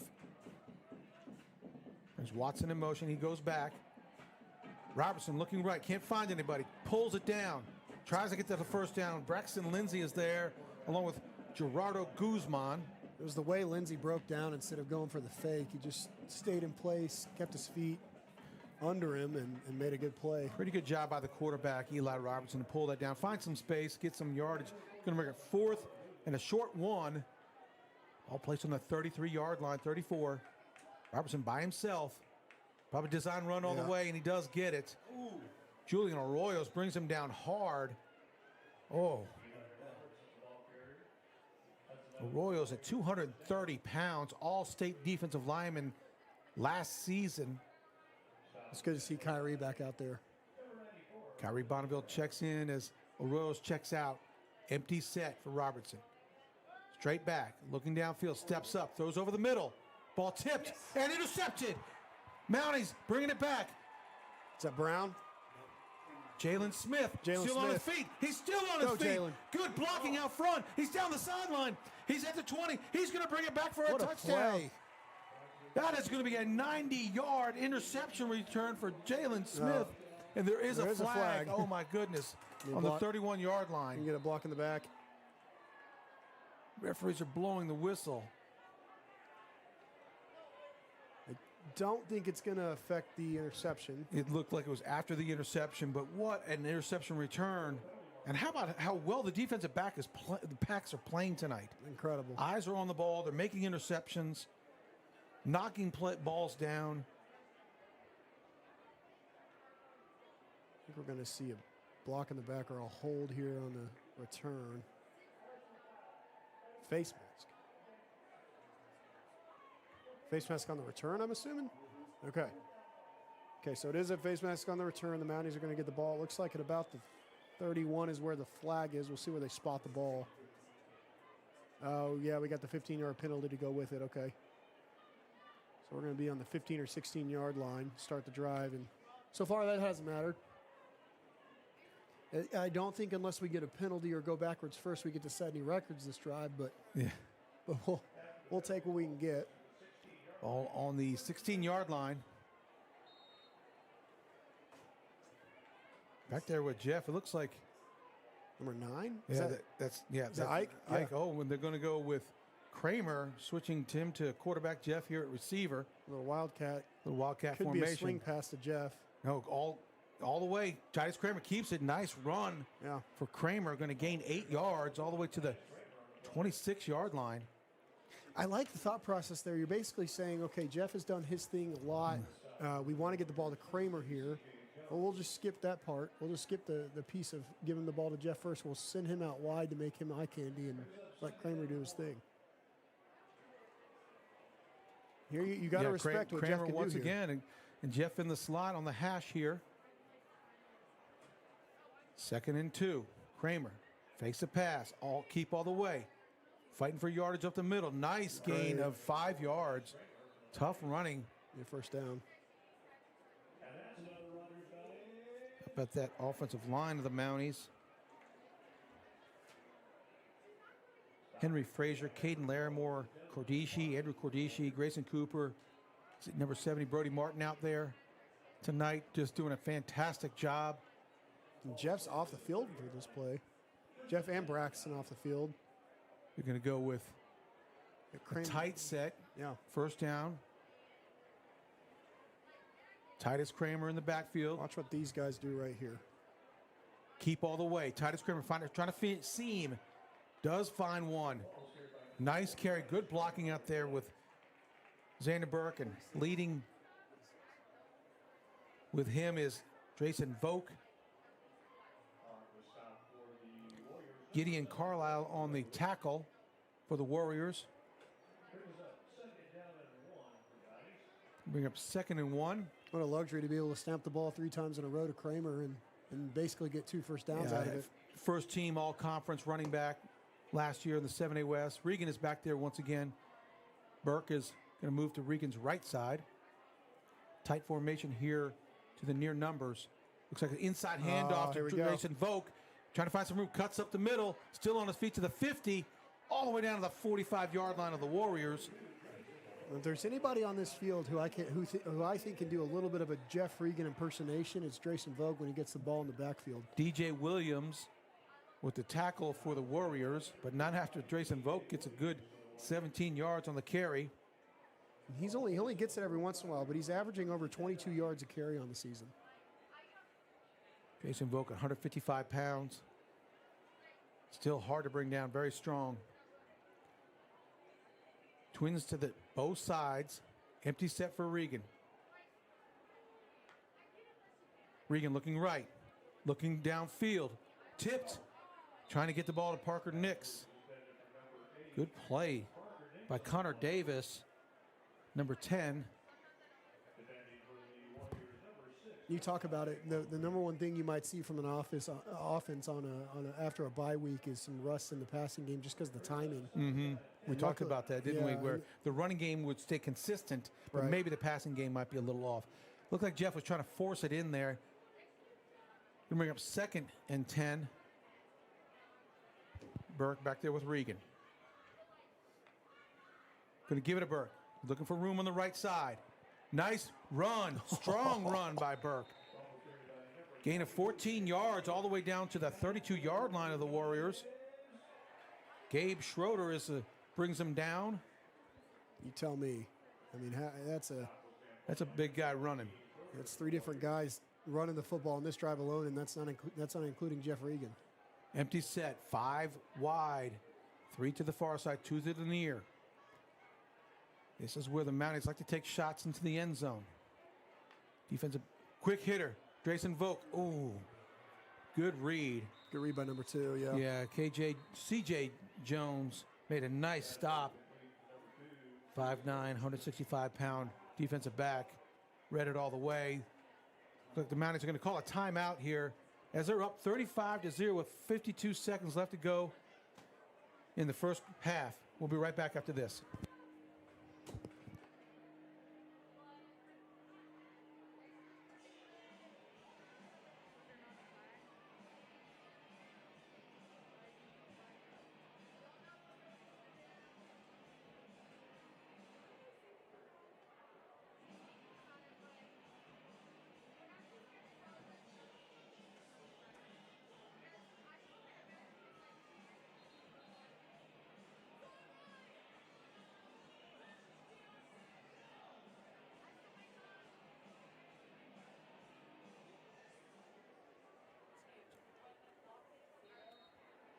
Welcome back, folks. Mounties 2nd and 13 on their own 34-yard line. Regan hands it to Burke. Trying to find some room to the outside. Cuts to the outside. Slows up and is down at the 29. Does gain 6. Blake Huabu. Good to see Burke get up there. That was a weird ending to that play. Kind of tried to, it almost looked like he tried to kind of make a jump cut, but he was going full speed. And 3rd down and 6. Regan, straight back, steps up. Ball is tipped in the air. Hit number 46. It hit him in the helmet. Gideon Carlisle, yeah, right in the helmet. The ball was in the air for a while. Mounties are lucky on that one. That's a couple times now where Jeff is, the defense is down low, and Jeff looks like he's got something, and then they kind of rise up and get their hands up, and it's either. I think he was probably spying Jeff, so trying to keep an eye. Oh, Juan Chaparro, here we go. Juan Chaparro set to do a field goal with 20 seconds left to go. It'll be a 46-yard field goal. We'll check our records here to make sure where we are on that. I'm sure there had to be something longer. But here's the hole. Kick. Oh. Looks like it's got plenty of leg. Man. Just missed it right. It had plenty of leg to get there. Good kick by Chaparro. And there'll be a turnover on downs for the first time tonight for the Mounties. They were 7 for 7. Yeah, that's right. There's 6 for 7. 6 for 7 before that. Yeah.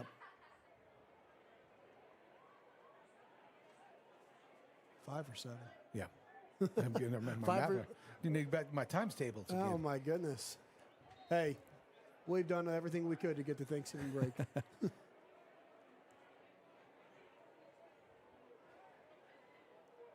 So here come the Warriors with 15 seconds left to go in the half. Be pivotal for the Mounties to get a stop. Robertson looking left, throwing deep.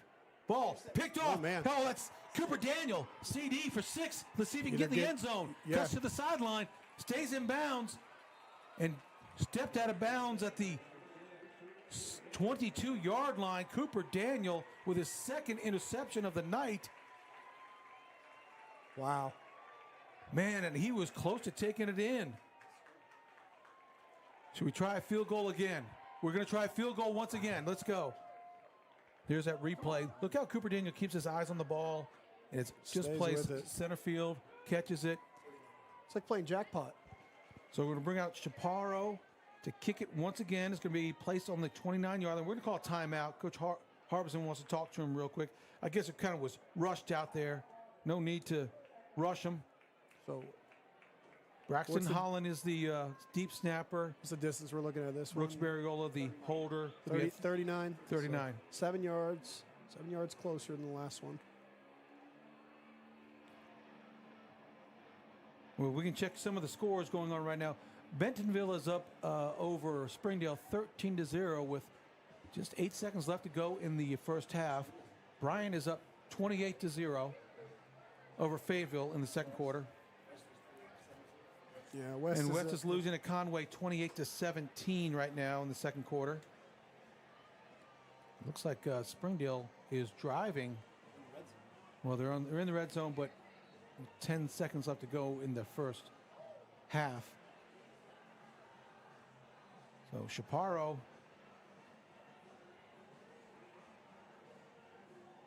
with a 39-yard attempt.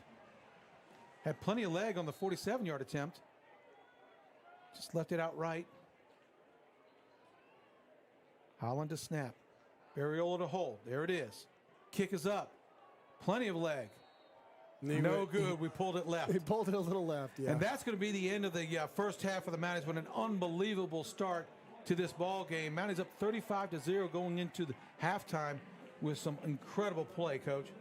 Yeah, I mean, just you can't ask for much more. Before the 2 missed field goals there, you're 5 for 5 on drives for 35 points and 1,000,000 yards rushing. So, Yeah. so good domination, good line play, and just the aggression by the defense tonight has been something we haven't seen. It's just a different level. So No, we're excited. We're excited to see what happens in the second half. Well, fortunately for the second half, it will have the sportsmanship rule, the AAA sportsmanship rule will come into effect, and we'll have some stats for you when we come back. And we are receiving the ball to start the second half, and we'll be back right after this timeout break.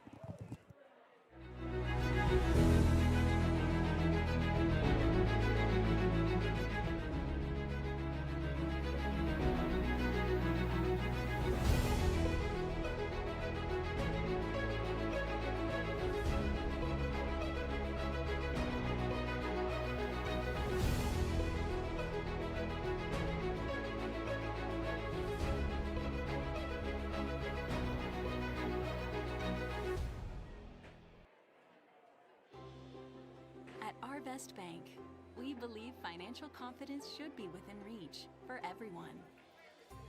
Whether you're just getting started, planning for your future, or starting a new chapter, we're here to help you plan and reach your goals every step of the way. Because everyone deserves a financial partner who cares. Arvest Bank, we believe.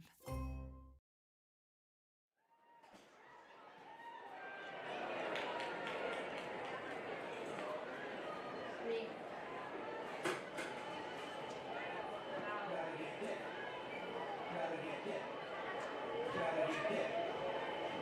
get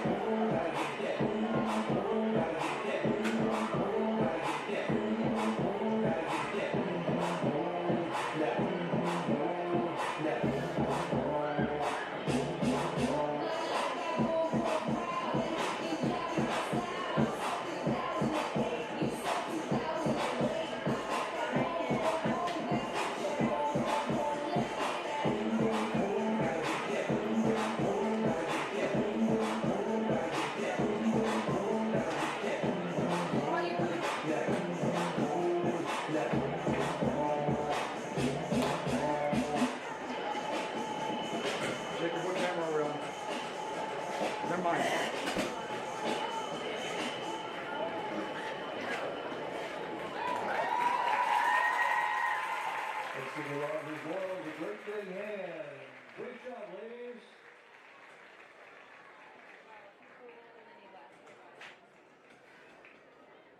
What are we at, 35?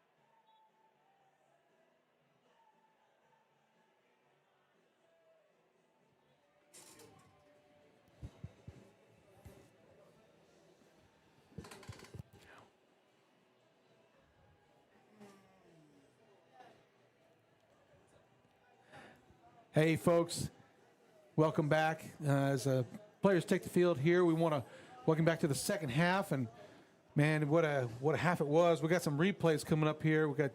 Here's that first one, Jeff, looking. It's one of the first plays of the game, actually, coming left. That was that Xander Burke block. Look at him cutting up there and out there blocking for him. And here's that first touchdown. It was just 4th down, 2, and just, student body right. We just had more players there than Jeff always finds the seam. Here's that quick pass. Braxton Lindsay, able to yards after a catch. I had that written down. He has 381 on the year. Yeah, for yards after catch. Yep, he sure does. This is the second time we're in the goal line situation here. And Look at that blocking. Yeah, just finds an easy hole.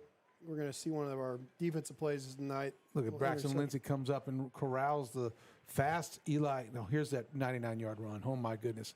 Look at him cut out here. Gets out here. Look at that stop on the 10-yard line. Cuts again. Jump cut. And then has the speed to get away from 7. 7 kind of has a little bit of an angle. And then it's just over.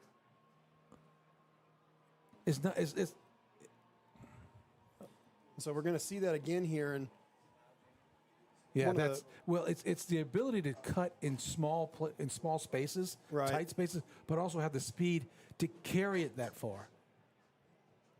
All right. If we get it again, wow. Show you just how impactful Jeff can be on the field, stretched out here. You need to pause it sometime. There you go. Stop right here. This is going to be a set block by Titus Kramer, and it starts here, and then you're going to see Jeff create the rest of the play with a decent block. Watch this cut. Sheds this. Got a cut here, and then eyes up. Yeah. Eyes up after the cut. He's not looking to run out of bounds right there. He's going to do it again. When he's gone. Right here, Seven's got the yard on him. And you would think, he's already run 50 yards on this play. And stopping and starting. And then you see that, what is that, 6.9 speed on the 60-yard dash? Just a meter, yep. Finish it off. Have you a day, Jeff Regan. Well, I just got the stats, and it looks like he has 230 yards in rushing in the first half. And he really didn't get the chance to rush the ball with 7 minutes left after that 99-yard touchdown. We started direct snapping to Titus Kramer, but you can see in the bottom right-hand corner of your screen that we've had some records set tonight. We have. And 99 yards is presented by Mr. Engling here. The 99 yards was mentioned earlier as the longest rushing play in Rogers Mountie football history. That was 55 years ago. Can you give me the name of that? That was runner again. 98 yards was by Billy Love. Against Harrison in 1953. Man. And then the longest pass attempt. This is probably what was it?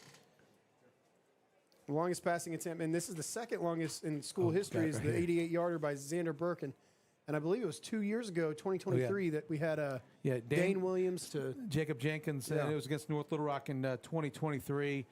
On just kind of a B seam. Just I right love down this the replay. seam. I love this replay right here. If this is the 99-yarder, if we get the pass play. Oh, here it is. Is that the pass? No, this is the run play again, which I'll watch this all day. But the pass play, we didn't get the replay in the game of Jeff's point of view. Look at Vogue. Everybody's running. But we didn't get the Vogue was behind him. Eichenberry was leading the charge. Here's the passing play. I'm going to pause here for a second. Hold on. I'll pause here for a second. Oh, I got a blurry screen. Hold on. I wish I could rewind. But what we're missing here and what you saw at the very beginning is back here. Look at the level of this defense, and it's all because Jeff took 1 second, just a half second to pause, and all eyes went to him, and then Xander slips out, and you can see nothing but pay dirt ahead of him for the rest of this play. And you can see that 20-yard burst from Xander Burke at, did you say 220? He's 200 pounds. 200 pounds still. Yeah, and he's a track guy too. Here's the one coming right at us. Yeah, I just love that the half second Jeff took, and that's a design play by Coach Brill and Coach Harbison just to get the defense thinking. It's worked a couple of times this year. It worked against Fayetteville. It worked against Harbor. Fayetteville in a big moment. A very big moment to put us up by 2 touchdowns, I believe, at the time. Halftime scores: Bryant 35-0 over Fayetteville. Bentonville's leading Springdale 13-7. That's a tight one. That's a little bit surprising here. And the Conway score is 28-14. You say something along those lines? I should have written it down, but Well, we're going to have a running clock here. oh, here we are on the kickoff. Ball is in the end zone. That's the first time we're going to see that tonight. And Conway's winning. Conway's winning 28-24 at halftime, so that game's a lot closer than I anticipated. West is hanging in there. So the kick goes in the end zone. The Mounties will take over on their own 20-yard line. And that's an interesting game, the West Conway one, just because the winner of that game is going to go to Bentonville, assuming they can finish off Springdale in the second half. And those are two teams that have played Bentonville this year and lost in reasonable fashion. And so, it's always hard to beat a team twice, especially when it's a rival and someone who can be so physical like Conway. So we are bringing out the first-string offense right now. Jeff at quarterback, Titus Kramer, Parker Nix to the near side. Looks like Eichenberry to the far side. Lindsay in the H-back. Going to give it to Titus Kramer, trying to find some room on the outside. Nice cut. Well, there's 3 flags on the play. They're maybe holding. Legal block in the back. Yeah, kind of like a blindside block. He caught the side of him. I don't even think he meant to. I would too. He laid him out. I think he caught him a little early in the block. On a chop block. Yeah, blindside block. And it's going to be half the distance, so the ball's going to be on the 10-yard line. So it'll be 1st and 20 to start out the second half here. Looks like a passing down here for the Mounties and see what they can get. Trip to the near side. I like this one-on-one matchup. Parker Nix yeah. outside the numbers here, very close to the sideline, getting some space. Regan drops back, rolls back to the other way. Trouble, had to get rid of it. Rolled almost right into some of the defensive linemen coming up. Just didn't have a whole lot of time there to get the ball off, and not a lot of space. That's the hard part about where you're backed up to right now. Yeah, it looked like DJ Williams, a defensive lineman, 6'1", 290, was right there keeping Jeff in the pocket. Good decision to kind of get rid of it. Trips to the near side. Kramer with Regan. They did not come offside. Titus Kramer waiting for some blocks. Cuts it back up. Looks like Gideon Carlisle is there for the stop. And bring 3rd down for the Mounties. 3rd and 17, and this is the first time that you kind of see a little stall out from the Mounties offense, the penalty that sets them back. And just the size of these guys. I mean, he's 192. Gideon Carlisle, that linebacker. Very good size for this Little Rock Christian team. 3rd and 17. Looking this way. Parker Nix has it. Tripped up. Got all the way down to the 30, past the 30-yard line. 26-yard line, excuse me. Good completion. It's going to be a 4th and moderate gain to go here.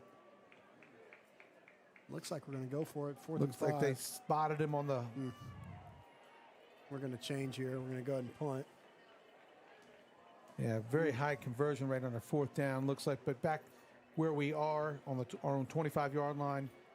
No need to go for it right here. Braxton Lindsay set to kick. Just put one of your best athletes in the big man back there to kick. He hasn't punted much this year. Nice spiral kick. It's a great Mountie bounce. Yep.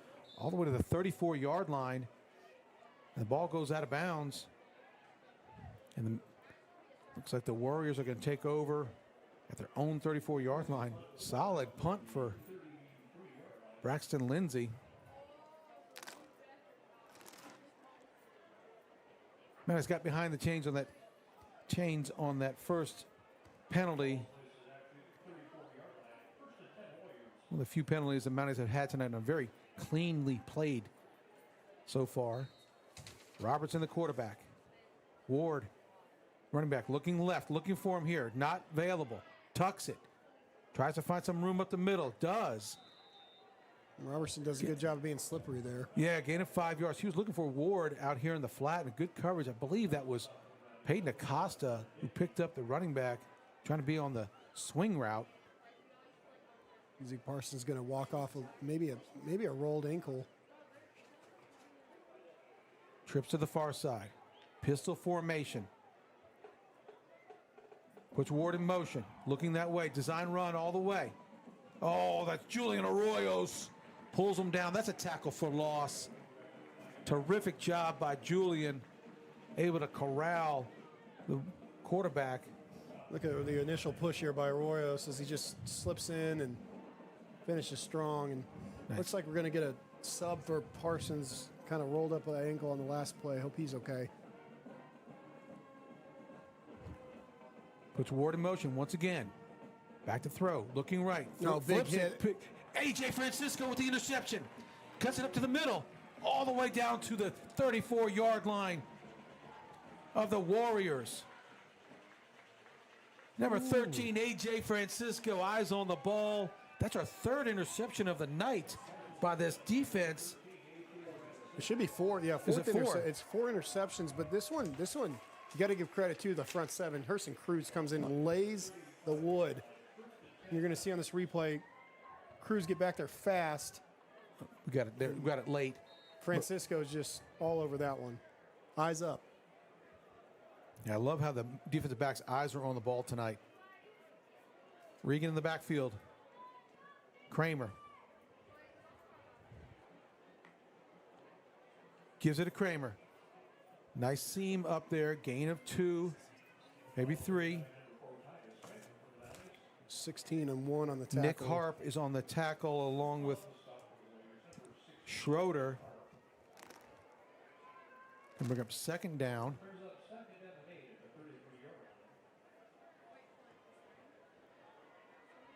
Drayson Volk and Xander Burke to the near side here.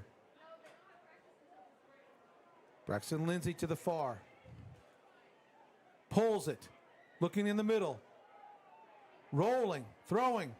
Oh, just misfires to Drayson Volk. Volk's hitting his jersey like, hey, that was me. It was actually a good look. And Yeah, I maybe think just Jeff kinda- is wanting him to cut back into the middle. As Right. Jeff rolls this way, he likes to throw back across, you know, so he wants the receivers to kind of go back across the flow of the defensive backfield. right.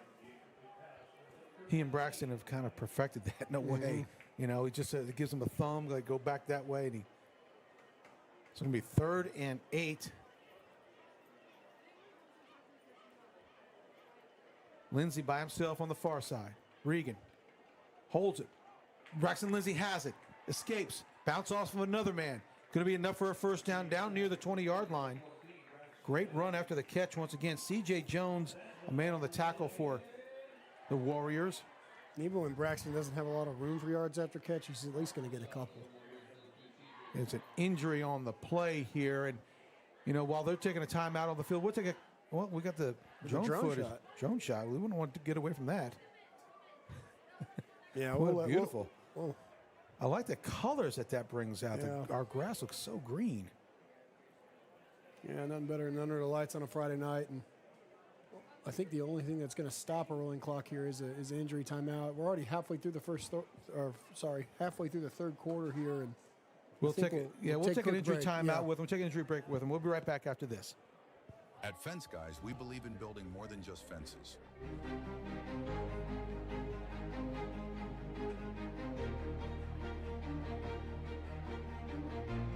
We create spaces where memories are made.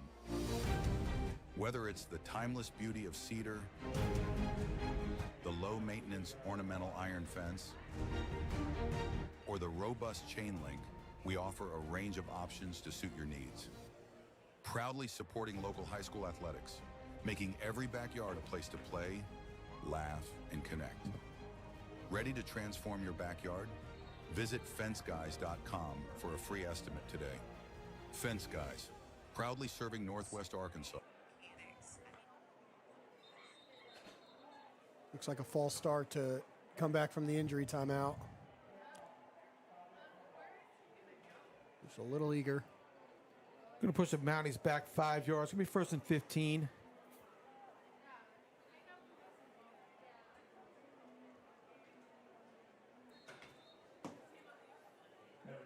And while we have a little bit of a time, this group right here, these 5 offensive linemen have been so big for the Mounties' success this year. So they're going to set the tone here on this play.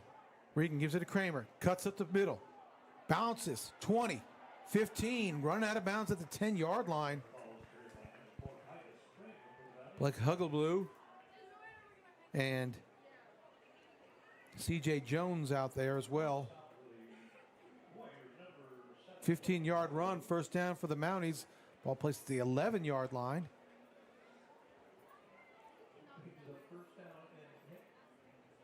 Titus Kramer having a fantastic game so far.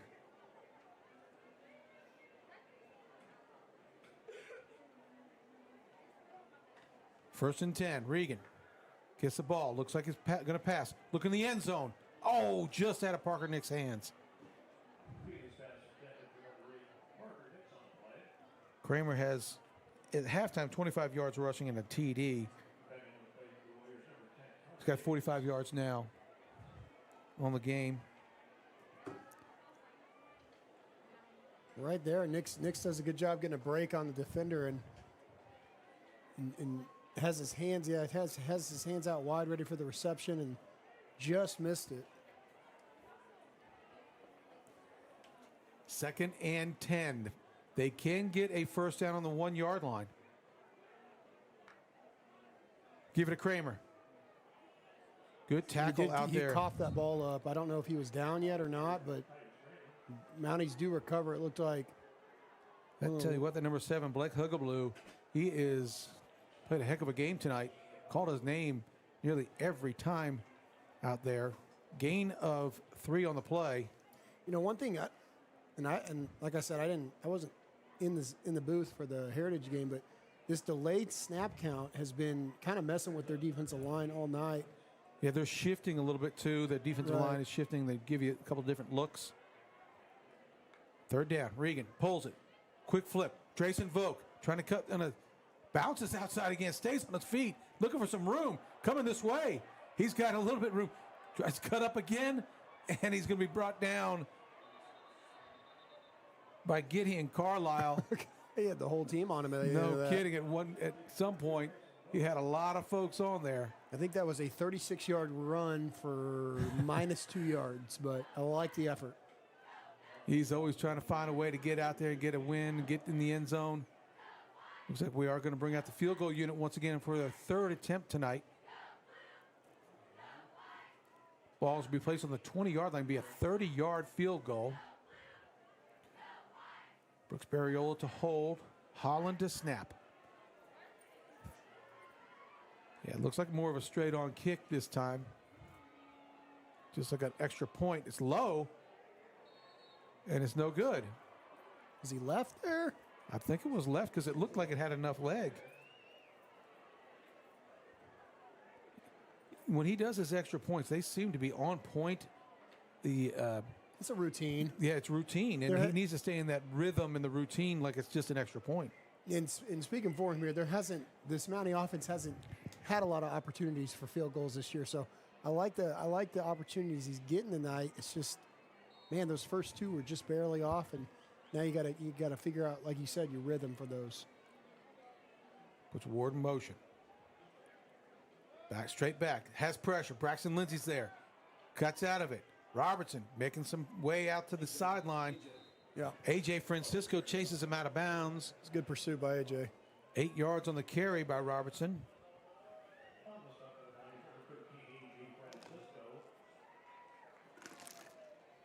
Eli Robertson, excuse me.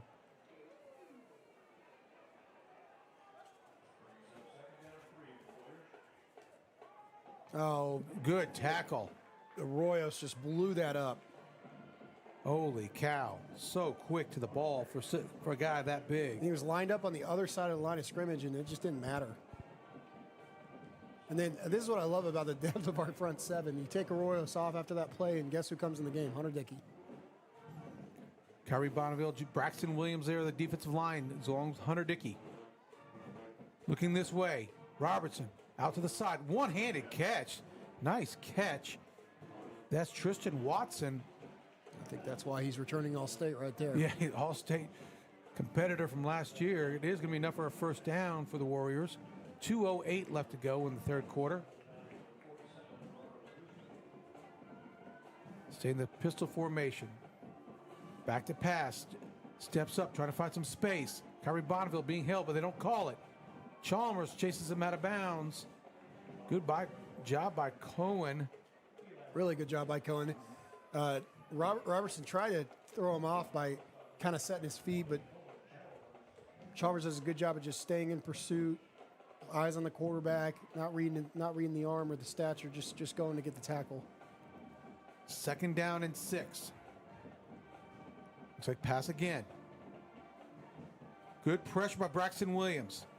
Flushes him to the right, looking downfield. Throws across his body. He's caught. Tristan Watson once again. Good patience by the quarterback there.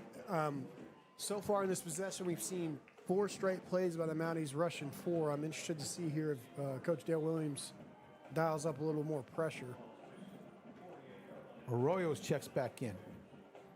Back to pass again, looking left. Looking for, we got a guy on the ball.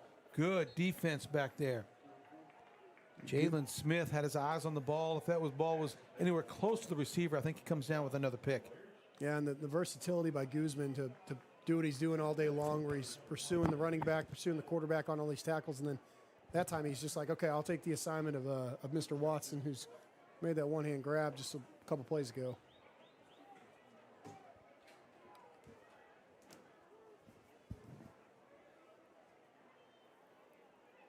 Second.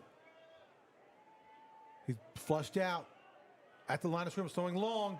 Nice play by Zeke Parsons. Man got behind him. Good throw by the quarterback, Eli Robertson. He was really close. I thought to crossing the line of yeah, scrimmage. crossing the line of scrimmage. He took an extra step to throw that ball as deep as he could, and Zeke with an outstretched arm gets the touch on the ball. Ball was intended. Number 4, Pierre Pickens. 3rd and 10. Trip to the near side. Good run by Ward. Chopped down out there by Braxton, Cohen Chalmers, I believe it was, Herson Cruz. And that's going to be the end of the quarter. It goes quick, these folks. Quarter goes quick. Very, very fast in this running clock. The Mounties are up 35-0 as we could check into the fourth quarter. We'll be right back after this.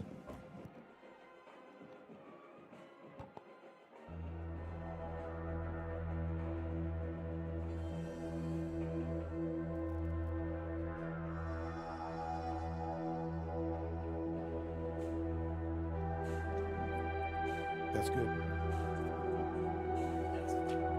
Is that the guy you talked to?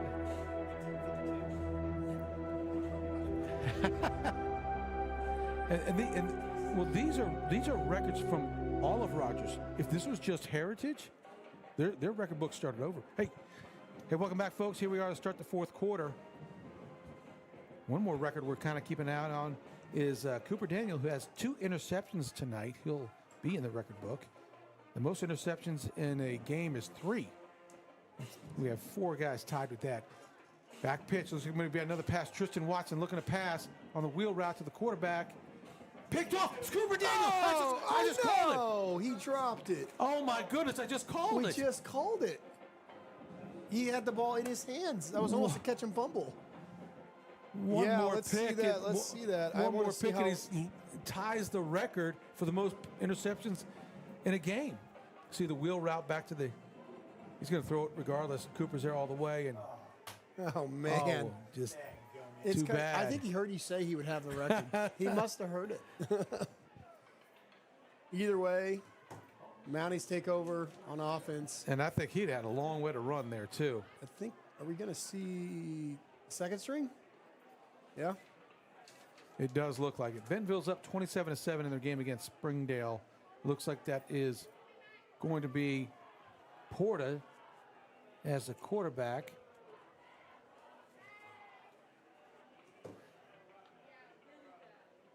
Oh, there's a nice run as Javen Shade runs it.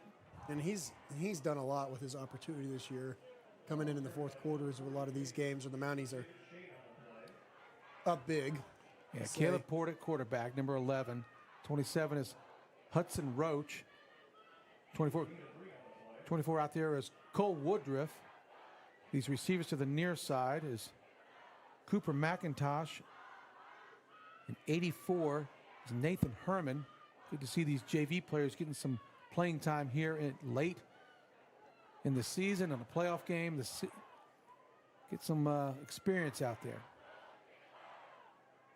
That's Porter. Gives it a Shade. Heck of a runner. Good cut. He is going to be trouble for opponents here in the next year. He's just a 10th grader, 5'6", 175. A heck of a runner in the JV games. Done a really good job. And he runs just a little bit different than Titus, another kid who's moved into Rogers and just made a big impact in the running game. He's just got. The center is Jared Cruz. Porter checks out and Brooks Barriola checks in. Looks like we're going to have a little bit of a wildcat. Brooks Barriola at quarterback. Gets it. Gives it a Shade. Fights up into the interior of the line of scrimmage. Going to bring up fourth down on just inside the 50-yard line. Oh, they can bring out the punting unit. Javen Shade had some nice runs there. Yep. But I think the first string defensive line is still out there. So I'm real proud of that offensive line that was out there. Aaron Rubio is one. Jared Cruz. Jace Fuller as well. Braxton Lindsay to kick. Kind of a funky bouncing kick. It is fielded by Schroeder. And get to the inside the 20-yard line. Lots of Mounties out there. Jackson Blockberger, Parker Nix. A couple others down there. Yeah, and I think Jagger started that sequence for the Mounties. Just good kick coverage, and it was a weird ball by Braxton, but going to set up with a long field here for the Warriors. They still got that first string offense out there. And this is more of the JV players here. Going to get some action.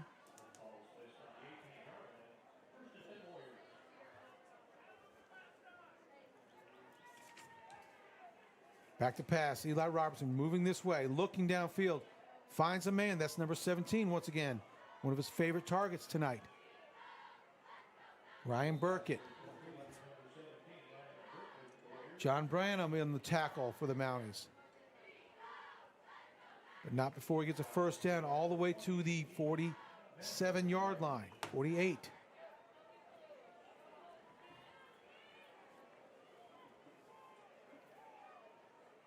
First and 10 for the Warriors.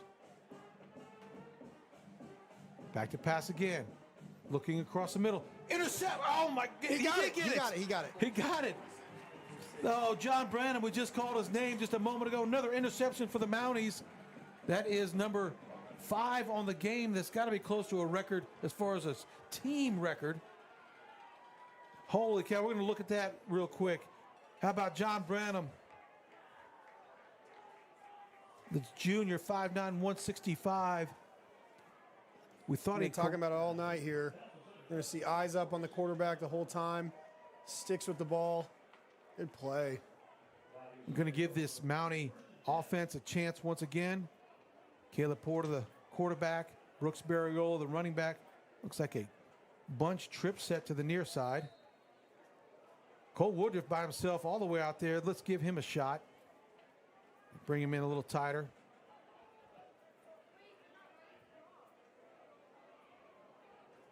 Calling a different play.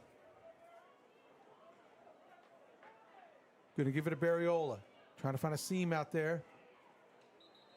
Gains half a yard. Tough sledding up there in the middle. He doesn't need much space. He's slippery. Had a really good JV season this year. So it's going to be Herman McIntosh and Roach to the near side. Empty set for Porta. Barriola and Woodruff to the far. Bringing some heat. Throws it.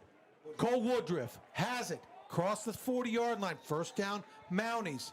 Sure-handed Cole Woodruff, the junior. It's a good pass by Porta there, just getting his feet set. Great job by the line, giving him a clean pocket. And well, it was also a clear out by Barriola, and Woodruff came across, found that open spot.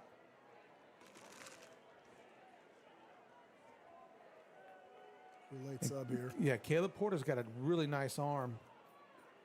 It was a nice tight spiral. Of course, a very good baseball player. He plays catcher for the Mounties. Earned a ring this year. Rolling left, looking left, throws left. Herman catches, gets it out of bounds. Clock does not stop. 7:30 left to go. 33. It was Reese Hall. Looks like it's going to be second and short from the Mounties. Good throw and catch. Herman just sat down in traffic out there and waited for everything to clear and was open. Bring up 2nd and 3 for the Mounties. Roach, McIntosh, and Woodruff on the far side. Herman by himself here. Javen Shade in the backfield with Porta.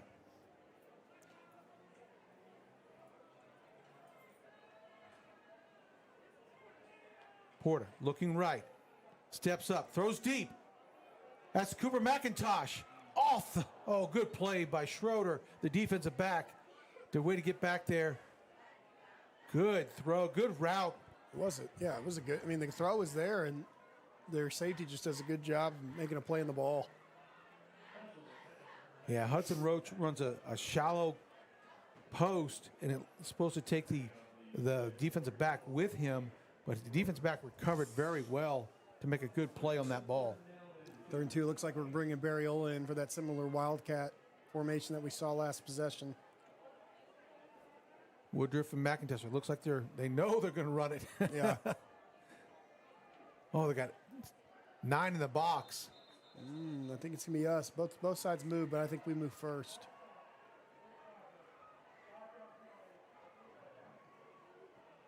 Looks like they're going to bring Porta back out. Possibly, we've had some success throwing the ball here. Catch by Cole Woodruff and Herman here. They are going to bring Porta back out. 3rd down and a long 6. Empty set, so Barriola stays in. He's on the near numbers along with Herman. Pass. Looking to the left side, and it's thrown out of bounds. A little miscommunication.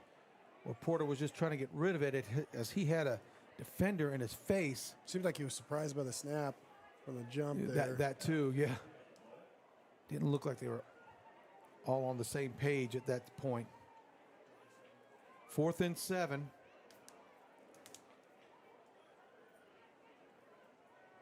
Mounties going to keep the offense on the field. As you can see here, we're 14 for 22 on the season on 4th down conversions.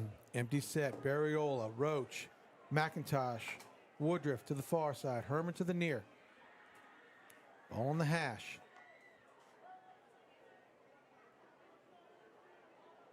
They're going to call a timeout. Coach Brill's going to call a timeout with 4:59 left to go in the ball game. So they're going to talk it over. And we'll take a quick break from our sponsors, and we'll be right back after this.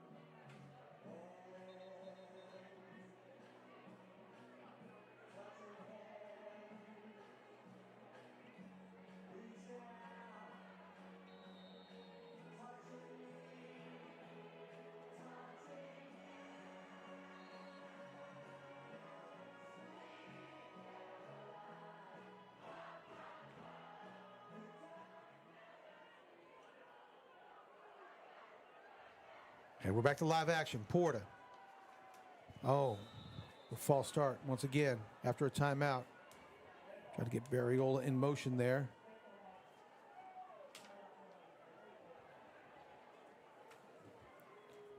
Did we check on the record book to see if a team, there might not be in there, a team record for most interceptions in a ball game? It's not just a season. Okay. All right. 4 to the far side. 4th and 13 now. Gonna have to get rid of it quick. Finds a little space up the middle. Throws it anyway. Incomplete. Yeah, then we're going to get the flag on the far side of the field. I think he let go of that ball past the line of scrimmage.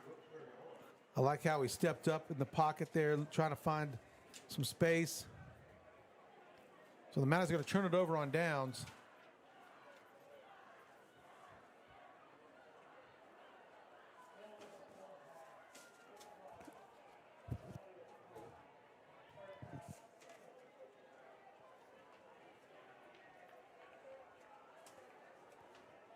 Thought we were going to see another situation where they decline the penalty but still get the yards for it. Yeah, that's right. That was something new I've never seen before. A few weeks back, I believe it was the Bentonville game.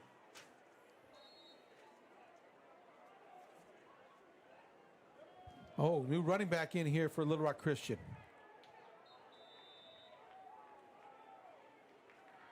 Number 10. Number 10, thank you. That's Connor Davis, senior, 5'10", 165.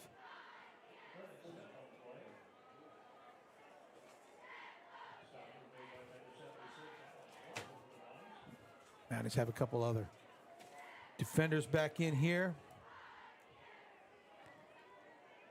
There he is again, Connor Davis. Oh, that's 40. That is Linux Smith. He's got a different burst to him. He sure does. Does that say 5'1", 135 on the... It does. Give it to him again. Linux Smith. 135-pound running back, doing well, doing some work. Proud of him. You have to get low to the ground to get that guy down. Hayden Jones out there for the Mounties. They get it to him again. Oh, wrapped up in the backfield. That's Rhett Sadoff. Good stop by Rhett.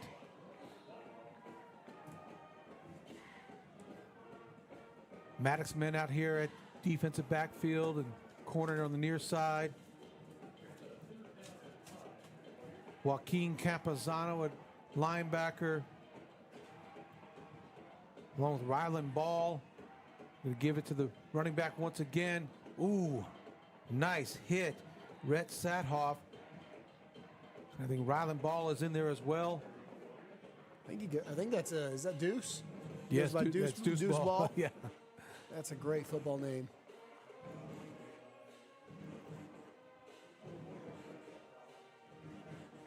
It is 1st and 10. Just under 3 minutes to go. They do give it to the running back, and he's corralled. 46. John Branham, who just had the interception. The pick. 96 checks in the game. That is Evan Dilbeck. I think I saw 52 out there as well. Brant Parsley, the sophomore, 5'10", 210. New safety, 38. Randall Marshall is at number 38. Back to pass. New quarterback in for Throws it deep. Just out of the reach. Baylor Morgan on the coverage, intended for Connor Smith. And that was a good throw by 15, backup quarterback, third string, I'm assuming, considering they have someone hurt. I don't know if we have his name here. I don't have him on the list here. Didn't make the roster for them. But their senior quarterback, Kemp Keller, who's been injured, is not out there.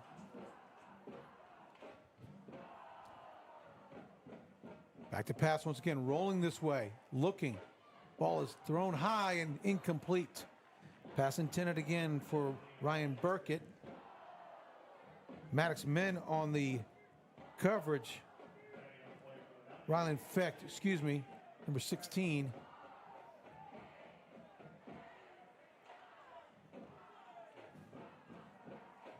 Fourth down and 6.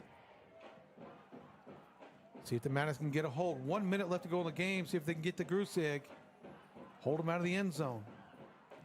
Back to pass again. Looking left, throwing left. Ball is short. That ball hit the ground. Oh, they're going to count it complete. Wow, it looked like it hit the ground from up here. Sure did. Couple more defensive linemen checking the ball. Herson, no, it's not Herson. Joshua Lee checks in. Back to pass. Straight back. Looking across the middle. Deflected. Good deflection. 56. 55. Joshua yeah. Lee. Yeah. He just called his name. Just checked in the ball game. Great play by him. Heads up, hands up.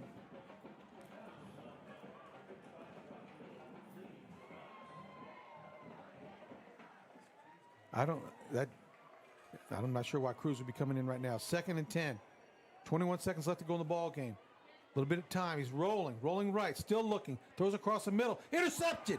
Rylan Fate with the interception. 10 seconds left to go in the ball game. Kneels it down. That's another interception for the Mounties. It's 6. 6 interceptions in the ball game. I don't have the history book in front of me, but it's got to be close. It's got to be close. I don't know if we kept that in the record book, but that is going to be the ball game. As they Mounties advance in the 7A playoffs, and right now it looks like we're going to have a trip down to Bryant, Arkansas next week. As the Mounties take care of business in the 2nd round, and we're going to advance to the semifinals for the first time in school history since the split, and it is a big time to be a Mountie. Yeah. What a way to set the tone here for the playoffs for the Mountie. First game, even got the bye, and I didn't see a whole lot of that rust that we were worried about. It was good to see everybody healthy and that defense really moving. Looked really fresh. Excited to go down to Bryant next week. Thank you for tuning in. It's been a great day for the playoffs. Yeah, and look at this coverage with the coach Jeff Anderson and his team, and did a wonderful job. And I want to thank the film crew here tonight. Yeah. I got the TV crew here. Marley Gunn doing an unbelievable job, even with the interviews. Cooper looks like Val Torres is here tonight. Jacob Beatty, he's on the coverage. He's the engineer tonight. Oscar Corletto, Braylon Mylers, and Carter Burrows. Thank you guys for all the work you did in all your coverage. We had a great A-team here tonight, along with the coverage with Coach Jeff Anderson and his drone footage. It's been a wonderful night for football. And the Mounties came out, no rust at all. Just came out and just did their thing, had a couple of special plays, really a couple of record book plays that are going to go down the record books. It's going to be a lot of fun to check that out in the first part of the week next week. But, folks, thank you for tuning in to RHS TV. We will be down in Bryant next week. Come travel with us or come watch us. We're excited about it. We're excited to see what the Mounties can do and try to advance to the state championship on December 5th. All right. Thank you, guys. Go Mounties. Go Mounties.